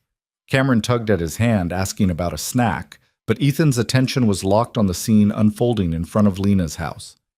Daddy, I'm hungry. I know, buddy. Go inside and wash your hands. I'll be right there. Cameron hesitated, following his father's gaze across the street. Is Miss Lena okay? She's fine. Go on. Ethan waited until Cameron disappeared into the house before taking a few steps closer to the edge of his porch. He couldn't hear what Marcus was saying, but he could read the body language, the way Marcus leaned in too close, the casual hand on Lena's arm that she immediately shrugged off, the smile that didn't reach his eyes. Lena's posture was rigid, her arms crossed defensively across her chest. She shook her head at something Marcus said, took a step back toward her front door. But Marcus followed, closing the distance she'd created, his voice rising just enough that Ethan caught fragments. Come on, Lena. Just being dramatic. We were good together. Ethan's jaw tightened. He was already moving down his porch steps when he saw Lena's hand come up, palm out, a clear stop signal. Her voice carried across the street, sharp and final. I said, no, Marcus, I need you to leave. I drove 2 hours to see you. I didn't ask you to do that. You could at least hear me out. I don't owe you anything. Marcus's expression shifted, the charming smile slipping into something harder. That's not how I remember it. I seem to recall you owing me quite a bit, actually. All those months I supported you while you were getting your practice started, the rent I helped with. I paid you back every cent. Money, sure. But what about... Excuse me. Ethan's voice cut across the conversation as he crossed the street. Both Lena and Marcus turned to look at him. Everything okay here? Marcus's eyes narrowed. We're having a private conversation. Doesn't look very private. Ethan stopped beside Lena, close enough that their shoulders almost touched. Lena, you good? She looked at him, relief flickering across her face. Yeah. Marcus was just leaving. Actually, I wasn't finished. Yeah, you were. Ethan's voice was calm but carried an edge that came from years of command presence in the military. The lady asked you to leave, so you're going to get in your car and drive back to wherever you came from. Marcus laughed, but it was forced. And who are you exactly? The new boyfriend? Let me guess, small-town hero type. Probably thinks he's... I'm the neighbor, Ethan said evenly. And I'm asking politely. Once. Leave. Something in Ethan's tone must have registered because Marcus took a step back, hands raised in mock surrender. Fine. Whatever. This is ridiculous anyway. He looked at Lena. When you're ready to have an actual adult conversation, you know where to find me. Don't hold your breath, Lena said. Marcus shot Ethan one more assessing look, then headed to his car, a sleek BMW that screamed money and ego. He peeled out of the driveway with more speed than necessary, tires squealing as he turned onto the main road. The silence that followed felt heavy. Thank you, Lena said quietly. You didn't have to do that. I know, but I wanted to. Ethan turned to face her fully. You okay? Yeah, just shaken. I haven't seen him in almost a year. I thought he'd moved on. What did he want? The same thing he always wants, control.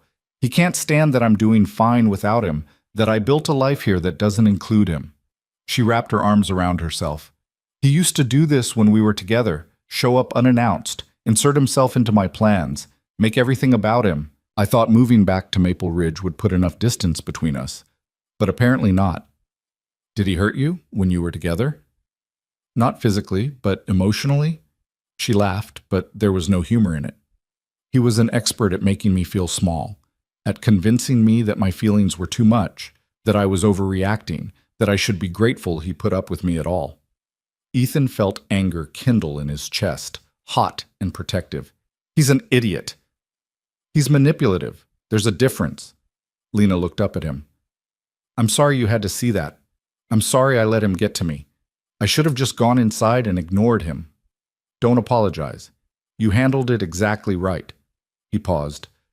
But if he comes back, he won't. If he does, you call me, okay? Lena studied his face, and something in her expression softened.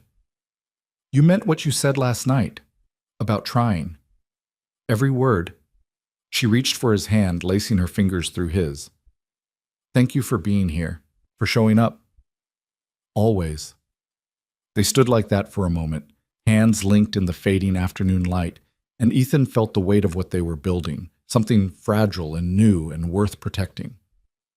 I should let you go, Lena said finally. Cameron's probably wondering where you are. He's fine. Kid's got the attention span of a goldfish when food is involved. But Ethan squeezed her hand before letting go. You sure you're okay? I will be. This isn't the first time Marcus has tried to worm his way back into my life. It probably won't be the last, but I'm not the same person I was when we were together. I won't let him make me doubt myself again. Good. Ethan walked back across the street, glancing over his shoulder to see Lena still standing on her porch, watching him. She lifted her hand in a small wave, and he returned it before heading inside to find Cameron sitting at the kitchen table, drawing on a piece of paper with intense concentration. What are you working on? Ethan asked. A picture for Miss Lena, to say thank you for the cabin. Ethan looked at the drawing. Stick figures by a lake, a lopsided kayak, trees that looked more like green blobs. It was perfect. She's gonna love it. Can I take it to her now? Not tonight, buddy. She's had a long day. You can give it to her tomorrow. Cameron considered this, then nodded and went back to adding details to his drawing. Ethan started making dinner, his mind still on Marcus and the way he'd spoken to Lena, the casual cruelty disguised as concern. He knew that type, had served with men like that in the army, guys who were all charm on the surface but rotted underneath, who manipulated situations to make themselves look good while tearing everyone else down. They were exhausting to deal with and dangerous if you weren't careful.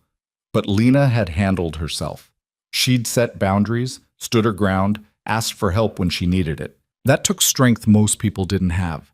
His phone buzzed with a text. Lena, thank you again for earlier. I know I already said it, but I mean it. He typed back, anytime, I mean it too. Cameron okay? Making you a thank you card for the cabin trip. He's the sweetest kid. You're doing something right. Ethan stared at that message for a long moment, feeling the familiar weight of doubt pressing down on him. Was he doing something right? Or was he just stumbling through fatherhood, making it up as he went, hoping he didn't screw Cameron up too badly? His phone buzzed again. Stop overthinking whatever you're overthinking. I can feel you spiraling from across the street. Despite himself, Ethan smiled. How do you know I'm overthinking? Because I'm a therapist and because I'm getting to know you. You do this thing where you get quiet and your face gets all serious when you're doubting yourself. I don't have a face. You absolutely have a face. A very obvious face. Great. Now I'm self-conscious about my face. Good. Maybe you'll stop using it to beat yourself up. Ethan shook his head, but he was still smiling. There was something about the way Lena could read him that should have been uncomfortable, but wasn't. It was like she saw through all his defenses, and instead of being scared by what she found, she just accepted it. The next morning was Monday, and the house buzzed with nervous energy. Cameron woke up early, bouncing on Ethan's bed and demanding to know if it was time to get ready for school yet. It's 6 a.m, buddy. School doesn't start for 2 more hours. But I need to pick out the perfect outfit. You're 5. You're wearing jeans and a t-shirt. Cameron's face fell. But what if the other kids don't like me? Ethan pulled his son into his lap, smoothing down his wild bedhead. They're going to love you. You're smart and funny and kind. What's not to like? What if I don't make any friends? Then you'll make friends tomorrow, or the next day, or the day after that. But I bet you make at least one friend today. He kissed the top of Cameron's head. And even if you don't, you'll still have me. And Miss Lena, we're not going anywhere. Promise? Promise. They went through the morning routine with extra care. Cameron insisted on brushing his teeth twice, combing his hair until it lay flat, and changing shirts 3 times before settling on the original choice. By the time they were ready to leave, Ethan was more nervous than his son. Lena was waiting on her porch when they came out, holding a small paper bag. First day of school breakfast, she announced, handing the bag to Cameron. Homemade muffins, blueberry. Cameron peeked inside, his eyes widening. Thank you, Miss Lena. You're welcome. And hey, you're going to do great today. Just be yourself. That's what Daddy said. Because it's true.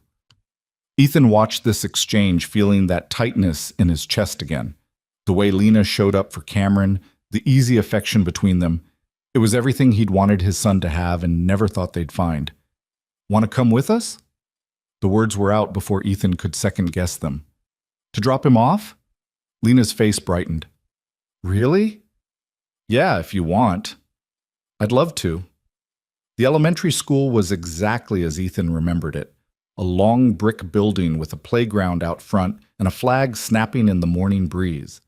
Parents clustered in groups, holding the hands of small children who ranged from excited to terrified.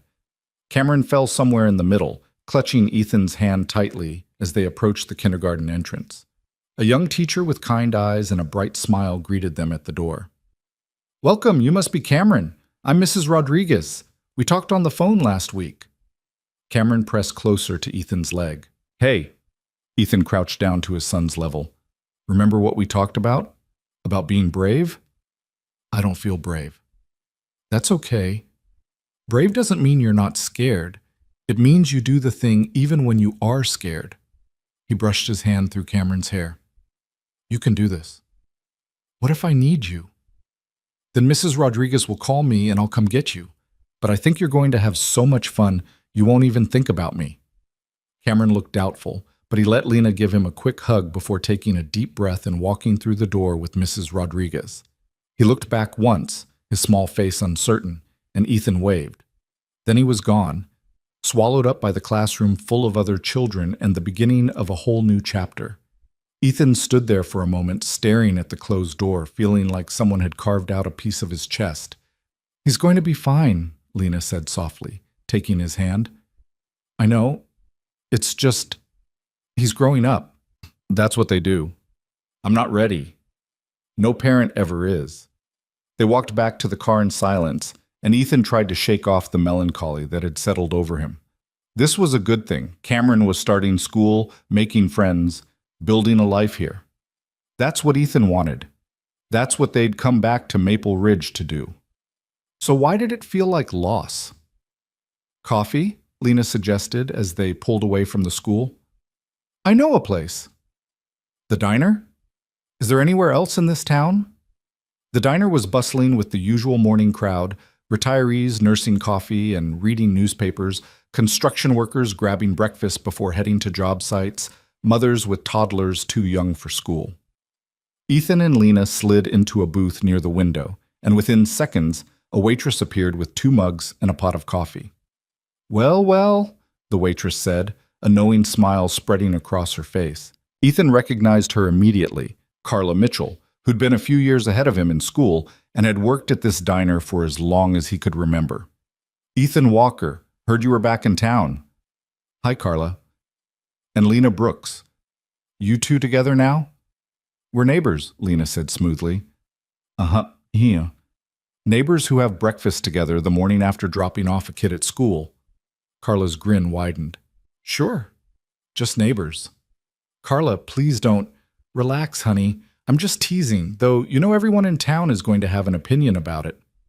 Let them, Ethan said, surprising himself. I don't really care what people think. Carla laughed. Good for you. Now, what can I get you 2 lovebirds to eat? They ordered pancakes and eggs, and after Carla left, Lena raised an eyebrow at Ethan. You don't care what people think? Should I? No, but I didn't expect you to say it out loud. I'm trying something new, honesty, directness, not overthinking everything. He took a sip of his coffee. How am I doing? Pretty good, actually. Their food arrived and they ate in comfortable silence, watching the town wake up around them. Ethan had forgotten what this felt like, the easy rhythm of small-town life, where everyone knew everyone and mornings moved at a pace that allowed for actual conversation instead of rushed commutes. So, what's your plan for today? Lena asked, stabbing a piece of pancake with her fork. More work on the house. The bathroom tiles are a disaster. You? Client calls this morning, then I'm free. Want help with the tiles? You don't have to spend all your free time fixing my house. I know, but I like doing it. She met his eyes. I like spending time with you. Ethan felt warmth spread through his chest. I like spending time with you too. Then it's settled. I'll come over after my calls. They finished breakfast and drove back to their street, And Ethan spent the next few hours ripping out old tiles and trying not to think about Cameron alone in that classroom. Lena showed up around noon with sandwiches and her own set of work gloves, and they fell into an easy rhythm. Ethan removing old tiles, Lena cleaning the walls, both of them working in companionable silence. "Can I ask you something?" Lena said eventually, sitting back on her heels. "Sure. What happened with your ex-wife? You don't have to tell me if you don't want to, but I'd like to understand." Ethan set down his pry bar and wiped sweat from his forehead. He'd known this question was coming eventually. Might as well answer it now. "Her name is Rachel. We met when I was stationed in Colorado Springs. She was a teacher at the base school, and I was lonely, I guess. Deployment does that to you. Makes you crave connection when you're home." He paused, gathering his thoughts. "We got married fast. Too fast. I was shipping out again in 3 months, and it seemed romantic at the time, like we were beating the odds. But you weren't. No. The first deployment after we got married, I was gone for 15 months. When I came back, we were strangers. We'd built this relationship over phone calls and emails, and when we were actually in the same room, we had nothing to say to each other." He picked at a piece of grout. "Then she got pregnant. We thought maybe a baby would fix things, give us something to focus on besides how much we were failing. Babies don't fix marriages. No, they don't. They just add more stress and exhaustion and reasons to fight." Ethan looked at Lena. "I was a terrible husband. I was either deployed or detached, and when I was home, I couldn't figure out how to be present, how to let her in. She needed emotional intimacy, and I needed, I don't know, space, distance, something that didn't require me to be vulnerable." "What happened?" "She met someone else, a teacher at her school, someone who was there, who listened, who wasn't always halfway out the door." He said it without bitterness. "She asked for a divorce when Cameron was 3. I didn't fight it. She deserved better than what I was giving her, and honestly, I was relieved. The whole thing felt like trying to be someone I wasn't." "Where is she now?" "Still in Colorado Springs with her new husband. They have a baby together, a daughter. Cameron goes to visit them during school breaks." He met Lena's eyes. "I don't blame her. She tried for years to make it work, and I kept letting her down. The divorce was the kindest thing either of us did for each other." Lena was quiet for a moment, processing this. "Do you think you've changed since then?" "I don't know. I'd like to think I have, but what if I'm the same person just in a different situation? What if I'm still emotionally unavailable and I just haven't figured it out yet?" "That's not what I see." "What do you see?" "I see someone who's trying, someone who shows up for his kid every single day, who's rebuilding his entire life from scratch because he wants to be better. Someone who's scared of failing, but doing it anyway." She moved closer, close enough that their knees touched. "That's not emotional unavailability, Ethan. That's courage. Or stupidity. Sometimes they're the same thing." He wanted to kiss her. The impulse was sudden and overwhelming, and for a moment he considered just leaning forward and closing the distance between them. But they were covered in tile dust and sweat, sitting on a bathroom floor, and he wanted their second kiss to be better than that. So instead, he took her hand and squeezed it. "Thank you for listening. Anytime." They worked until it was time to pick up Cameron from school, and when they pulled up to the elementary building, Ethan's heart leapt at the sight of his son racing toward the car, his backpack bouncing against his shoulders. "Daddy! Daddy! I made 2 friends. Their names are Emma and Jake. And Emma likes dinosaurs, and Jake has the same backpack as me. And we played on the swings at recess, and Mrs. Rodriguez let me be the line leader, and—" "Whoa! Slow down!" Ethan laughed, buckling Cameron into his car seat. "Sounds like you had a good day. The best day. Can I go back tomorrow?" "You have to go back tomorrow. That's how school works." "Good." Lena twisted in her seat to look at Cameron. "Did you learn anything?" "We learned about the letter A, and I already knew it, so Mrs. Rodriguez said I was very smart." "You are very smart." Cameron chattered the entire drive home, and Ethan felt the anxiety that had been knotted in his chest all day finally ease. His son was okay. More than okay. He was thriving. When they pulled up to their street, Ethan noticed the BMW parked in front of Lena's house again. His hands tightened on the steering wheel. Lena saw it too. "You've got to be kidding me." Marcus was sitting on her porch steps again, but this time he stood up as soon as he saw the car. He looked more disheveled than yesterday. Wrinkled shirt, hair uncombed, dark circles under his eyes. "Stay in the car," Ethan said to Cameron, then turned to Lena. "You want me to handle this?" "No, I need to do it myself." But she didn't move to get out. "I'll be right here if you need me." She nodded, took a breath, and climbed out of the car. Ethan watched through the windshield as she approached Marcus, her posture defensive, her voice firm even though he couldn't hear the words. Marcus gestured wildly, his voice rising, and Ethan's hand moved to the door handle.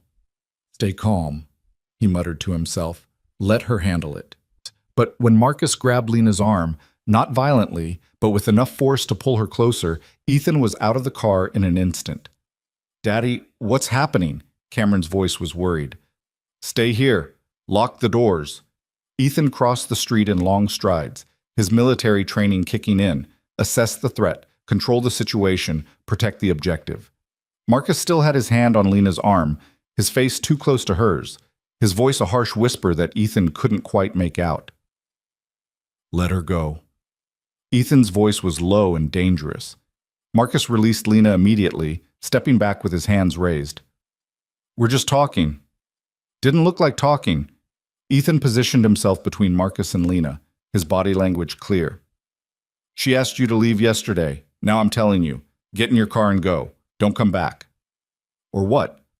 Marcus's bravado was back, fueled by whatever desperation had brought him here 2 days in a row.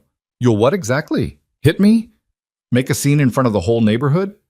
"I don't need to hit you. I just need you to understand that you're not welcome here, that whatever you had with Lena is over, and showing up at her house isn't going to change that." "This doesn't concern you." "It does now." Marcus looked past Ethan to Lena. "Is this really what you want? Some broken-down soldier with a kid? I can give you so much more." "Stop." Lena's voice cut through the air like a knife.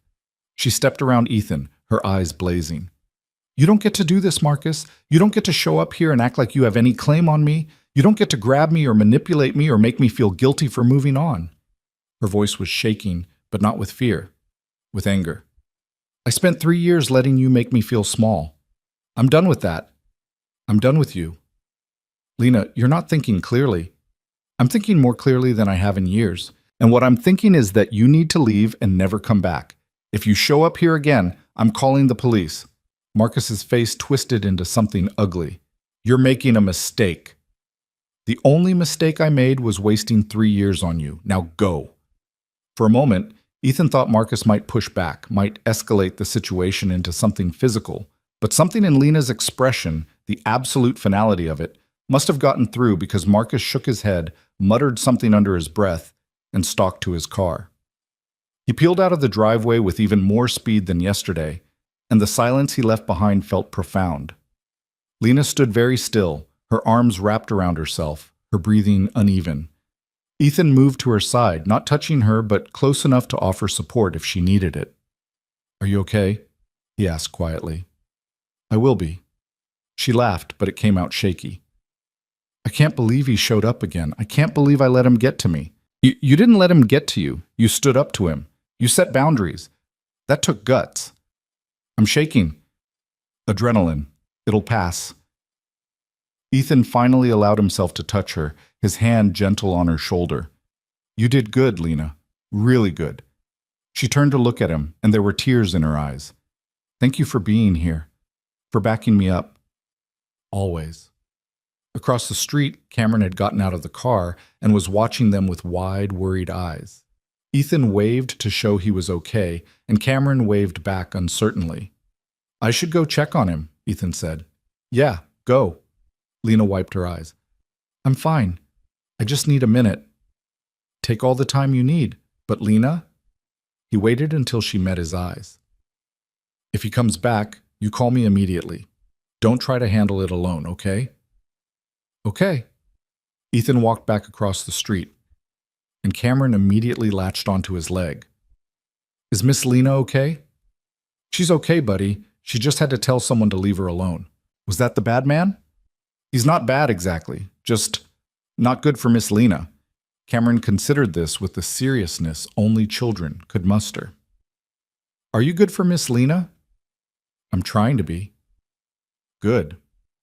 Because she's good for us. Ethan looked down at his son, at the simple wisdom in that statement, and felt his heart expand. Yeah, buddy, she really is. That night, after Cameron was in bed, Ethan sat on his porch and waited. He wasn't sure what he was waiting for, maybe to see if Marcus would come back, maybe just to make sure Lena was really okay. Around 9, her front door opened and she stepped out onto her porch. She saw him immediately and crossed the street without hesitation. Can I sit? She asked. Please. She sank down beside him on the steps, her shoulder pressing against his. They sat in silence for a long time, listening to the night sounds, crickets, distant traffic, the wind moving through the trees.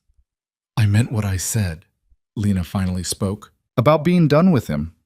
I'm not going to let Marcus back into my life in any capacity, not as a friend, not as anything. Good. But I need you to understand something. She turned to face him. I'm not fragile. I don't need you to rescue me or protect me from my past. What I need is a partner. Someone who trusts me to handle my own battles but shows up anyway, just in case. That's what I was trying to do. I know, and you did it perfectly. I just wanted to make sure we're clear. She took his hand. I can take care of myself, Ethan, but it's nice to know I don't have to. You don't. Not anymore. She leaned her head on his shoulder, and they sat like that until the porch light across the street went off, and the neighborhood settled into sleep. When Lena finally went home, Ethan stayed outside a little longer, thinking about strength and vulnerability and what it meant to show up for someone. He thought about Cameron's question, "Are you good for Miss Lena?" and made himself a promise. He would be. Whatever it took, he would be the kind of man who deserved the trust Lena was placing in him. He would show up. He would be honest. He would try. And maybe, just maybe, that would be enough. The weeks that followed settled into something Ethan had never experienced before, a rhythm that felt sustainable, a life that didn't require constant vigilance or bracing for the next crisis. Cameron thrived in kindergarten, coming home each day with stories about his friends and new things he'd learned. The house slowly transformed under Ethan's hands, room by room, from a collection of memories into an actual home. And Lena became as much a part of their daily life as breakfast or bedtime routines. She showed up in small ways that mattered. Coffee on mornings when Ethan looked particularly tired. Picking Cameron up from school when a job interview ran late. Sitting on the porch after dark, talking about everything and nothing while the neighborhood slept around them. It was easy, too easy, and that scared Ethan more than he wanted to admit. You're doing it again, Lena said one evening in late October. They were painting the living room together, Cameron already asleep upstairs, and Ethan had gone quiet for the past 20 minutes. Doing what? Overthinking. I can actually see the gears turning in your head. She set down her paint roller. What's going on? Ethan climbed down from the ladder, wiping his hands on a rag. I got a call today from a construction company in Albany. Okay. What kind of call? They're looking for a project manager, someone with leadership experience and technical skills. The pay is good, really good, almost double what I'd make working local construction here. Lena's expression didn't change, but something shifted in her eyes. That's a great opportunity. It's 2 hours away. I'd have to relocate. Take Cameron with me, start over again somewhere new. He paused. Or I could commute. Leave Monday morning, come back Friday night. But that would mean being away from Cameron most of the week. Yeah. What did you tell them? That I'd think about it. That I needed to talk to some people first. He met her eyes. I needed to talk to you. Lena was quiet for a long moment, and Ethan could see her processing this, working through the implications. When she finally spoke, her voice was carefully controlled. Is this what you want? The job? I don't know. Part of me thinks it would be stupid to turn down that kind of money and opportunity. I could set Cameron up for college, fix everything that's wrong with this house, actually build some financial security for once in my life. And the other part? The other part thinks that being present matters more than money, that Cameron needs stability more than he needs a college fund right now, that starting over again, leaving the life we're building here, might break something we can't fix.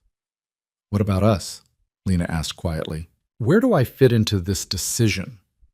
It was the question Ethan had been avoiding, the one that made this whole thing so complicated. I don't want to lose you, but I also don't want to be the guy who turns down a career opportunity because of a relationship that's only a few weeks old. That feels reckless, unfair to both of us. What if this doesn't work out between us? What if 6 months from now we realize we're not compatible and I've given up a job that could have changed our lives? Lena set down her paintbrush and walked over to where he stood.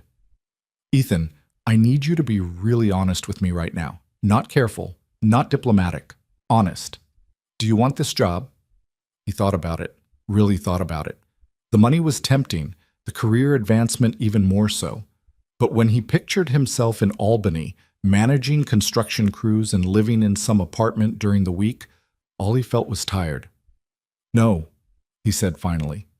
I don't.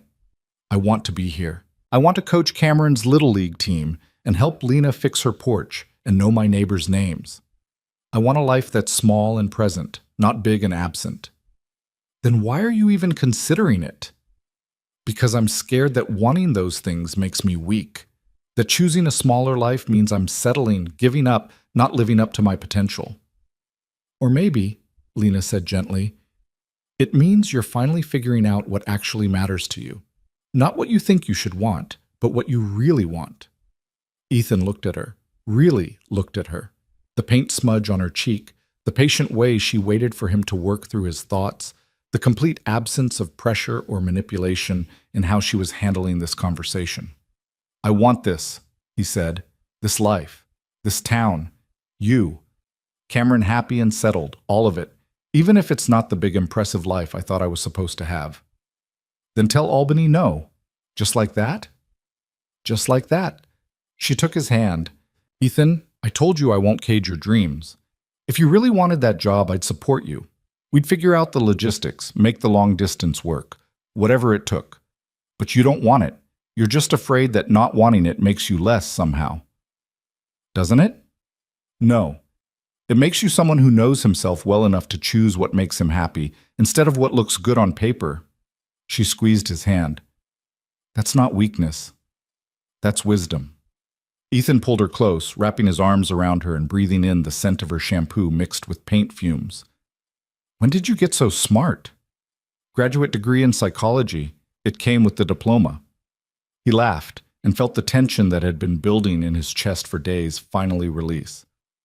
I'll call them tomorrow and turn it down. Good.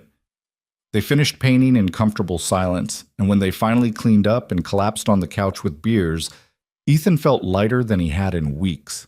The decision was made. He was choosing this life, this place, this woman, not because he had to, but because he wanted to. That night, lying in bed, he texted Lena even though she was just across the street. Thank you for not making this harder than it had to be. Her response came immediately. Thank you for trusting me enough to talk about it. That's the partnership thing, remember? We make big decisions together. Together. I like the sound of that. Me too. Now, go to sleep. Cameron's going to wake you up at the crack of dawn asking about pancakes. How do you know that? Because he does it every Saturday. I can hear him bouncing on your bed from across the street. Ethan smiled and set his phone down. She was right about all of it. The next morning, he called Albany and politely declined their offer. The recruiter sounded disappointed but understanding, and when Ethan hung up, he felt nothing but relief. Cameron did indeed wake him up asking about pancakes, and they spent the morning at the farmer's market with Lena, buying fresh produce and watching Cameron charm every vendor with his enthusiasm. At the bakery stand, the owner, Mrs. Patterson, who'd known Ethan since he was in diapers, pulled him aside. "You and Lena Brooks," she said, not quite a question. "Yeah," Ethan said, not bothering to hide it. "Me and Lena." "Good. She's a sweet girl. Deserves someone who'll treat her right." "I'm trying." "You're doing more than trying. I've seen the way you look at her, like she hung the moon." Mrs. Patterson smiled. "Your mother would have approved." The comment caught Ethan off guard, emotion swelling unexpectedly in his throat. "You think so?" "I know so. She always wanted you to find someone who made you happy. Someone real." She patted his arm. You found her. Later that afternoon, while Cameron napped, Ethan sat on the porch with his laptop and started looking into local opportunities. He didn't need the big job in Albany. What he needed was steady work that let him be present for his son and build something sustainable here in Maple Ridge. He found a posting for a facilities manager at the county hospital. Not glamorous, but decent pay and benefits, normal hours, and the kind of work he could do in his sleep after years of military logistics. He sent in an application without overthinking it. 2 days later, they called him for an interview. The interview went well. The hospital administrator was a veteran herself, and when she saw Ethan's service record, her whole demeanor softened. They talked about leadership and problem solving and the challenges of maintaining aging infrastructure on a limited budget. By the end of the hour, she was walking him through the facility and introducing him to the maintenance staff. When can you start? She asked as they returned to her office. You're offering me the job? Unless you want me to make you sweat through a second interview? She smiled. You're overqualified for this position, Mr. Walker. But something tells me you're not looking for the biggest opportunity. You're looking for the right one. Yes, ma'am. Then it's yours if you want it. Ethan felt something settle in his chest, a sense of rightness he hadn't felt in years. I want it. He started the following Monday and quickly discovered that he was good at the work, not just competent, but genuinely skilled at managing the complexity of keeping a hospital running smoothly. The maintenance staff respected his military background and direct communication style. The administration appreciated his ability to solve problems without drama or excuses. And most importantly, he was home every evening in time to pick up Cameron from school. Lena noticed the change in him immediately. You look happy, she said one evening while they were making dinner together in Ethan's kitchen. Cameron was in the living room building an elaborate tower out of blocks. I'm happy. The job is good. Cameron settled. You're here. He looked at her. Everything I wanted is right here. That's a dangerous thing to say. What if it all falls apart? Then we'll deal with it. Together. He kissed her forehead. I'm not scared of the future anymore. Not when you're in it. Lena smiled, but there was something uncertain in her expression. Can I ask you something? Always. Where's this going? Us, I mean. She stirred the pasta sauce, not looking at him. I know we said no promises, no pressure, but I need to know if you're thinking long-term or if this is just Lena. He turned her to face him. I'm not good with words or grand gestures, but I'm all in, completely. I'm thinking long-term. I'm thinking about Cameron calling you more than just Miss Lena someday. I'm thinking about a future where you're not just across the street, but right here, in this house, in this life. Her eyes widened. Are you saying that? I'm saying I love you. I'm saying I want to build a life with you. Not someday, not eventually, but now. Starting now. He cupped her face in his hands. I know it's fast. I know we're still figuring things out. But I've never been more sure of anything. Lena's eyes filled with tears. I love you too. I've been trying not to say it because I didn't want to scare you off. But I love you, Ethan. I love Cameron. I love this messy, complicated, beautiful thing we're building. He kissed her then, deep and certain, and felt something fundamental shift inside him. This was what he'd been missing his whole life. Not passion or excitement or the rush of something new, but this steady, solid certainty that he'd found his person. When they pulled apart, Cameron was standing in the doorway, clutching his stuffed elephant. Are you and Miss Lena getting married? He asked with the blunt directness of a 5-year-old. Ethan laughed. We're working on it, buddy. Good. I like her. Cameron turned to Lena. Can you read me a story tonight? I would love to. That night, after Cameron was asleep and the dishes were done, Ethan and Lena sat on the porch swing he'd finally gotten around to hanging. The November air was cold, but they were wrapped in blankets, her head on his shoulder, watching the stars appear one by one. My lease is up in January, Lena said quietly. Okay. I was thinking about not renewing it. Ethan's heart skipped. Yeah? Yeah, I was thinking maybe it's time for a change. Maybe it's time to stop living across the street and start living here. With you and Cameron, if you want that. Are you asking to move in with me? I'm saying I want to be part of your everyday life, not just the parts you invite me into. I want to wake up here and fall asleep here and be a real presence in Cameron's life. She lifted her head to look at him. But only if you're ready for that. Only if it's what you want. It's what I want, Ethan said immediately. It's exactly what I want. Even though it's fast? Especially because it's fast. I've spent too much of my life being careful and holding back and trying not to want things too much. I'm done with that. I want you here. I want us to be a family. Lena smiled, bright enough to rival the stars. Okay then, I'll tell my landlord I'm not renewing. Okay then. They sat in silence for a while, both processing the enormity of what they'd just decided. Moving in together wasn't just about sharing space. It was about commitment, about choosing each other intentionally, about building something that couldn't be easily undone. We should tell Cameron, Lena said.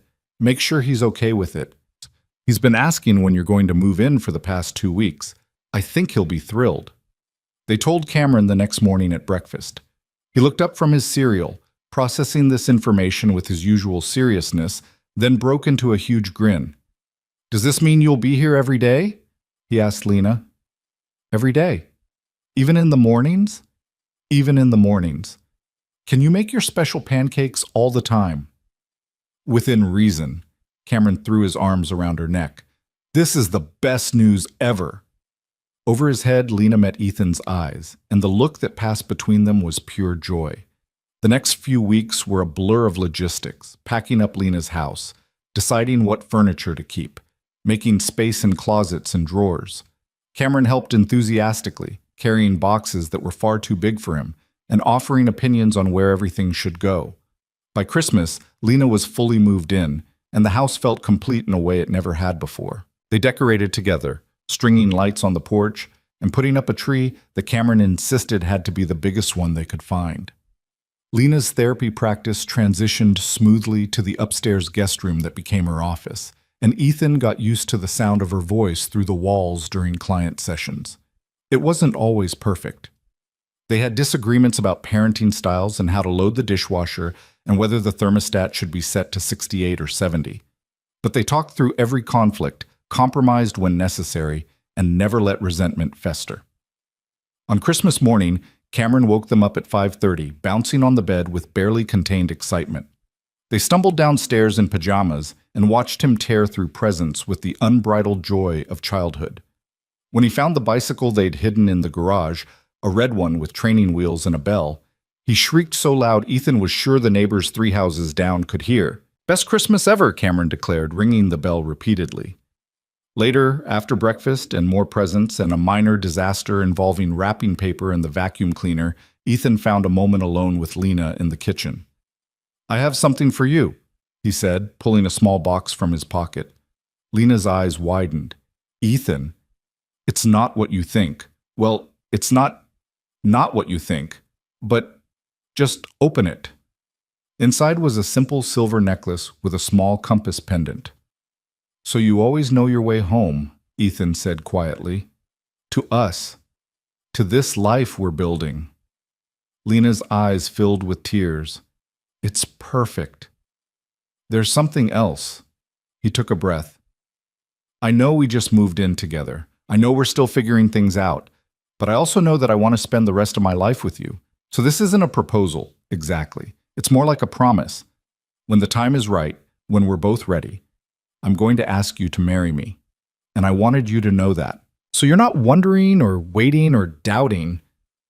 Ethan Walker, are you pre-proposing to me? I guess I am. She laughed through her tears and kissed him. Then I'm pre-accepting. The new year brought new rhythms. Ethan settled into his job at the hospital, earning respect and eventually a promotion to senior facilities manager. Lena's therapy practice grew, and she started teaching workshops on trauma recovery at the community center. Cameron finished kindergarten at the top of his class and started talking about wanting to be a scientist when he grew up. In March, Rachel called. It was the first time Ethan had heard from his ex-wife in months, and his stomach tightened when he saw her name on the caller ID. "Hey," he answered, stepping out onto the porch where Lena was reading. "Hey yourself, how are you?" "Good, really good. How are you?" "I'm well. Listen, I wanted to talk to you about summer plans. I know Cameron usually comes here for a few weeks, but Tom got transferred to Seattle. We're moving in May, and I was wondering if you'd be willing to let Cameron come for the whole summer instead. Give him time to adjust to the new place, meet our daughter, that kind of thing. Ethan felt his chest tighten. A whole summer without Cameron felt impossible.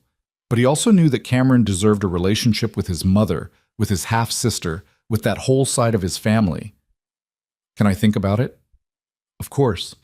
And Ethan, I heard you're seeing someone, that you're happy. I am. Good. You deserve that. She paused. I'm sorry I wasn't better at being what you needed. I'm sorry we didn't figure it out. Me too, but we gave each other Cameron, and we're both doing better now. That's what matters. After he hung up, Lena set down her book. Everything okay? Rachel wants Cameron for the whole summer. They're moving to Seattle. How do you feel about that? Conflicted? I don't want to be away from him that long, but I also don't want to be the dad who puts his own needs ahead of what's best for his kid. He sat down beside her. What do you think?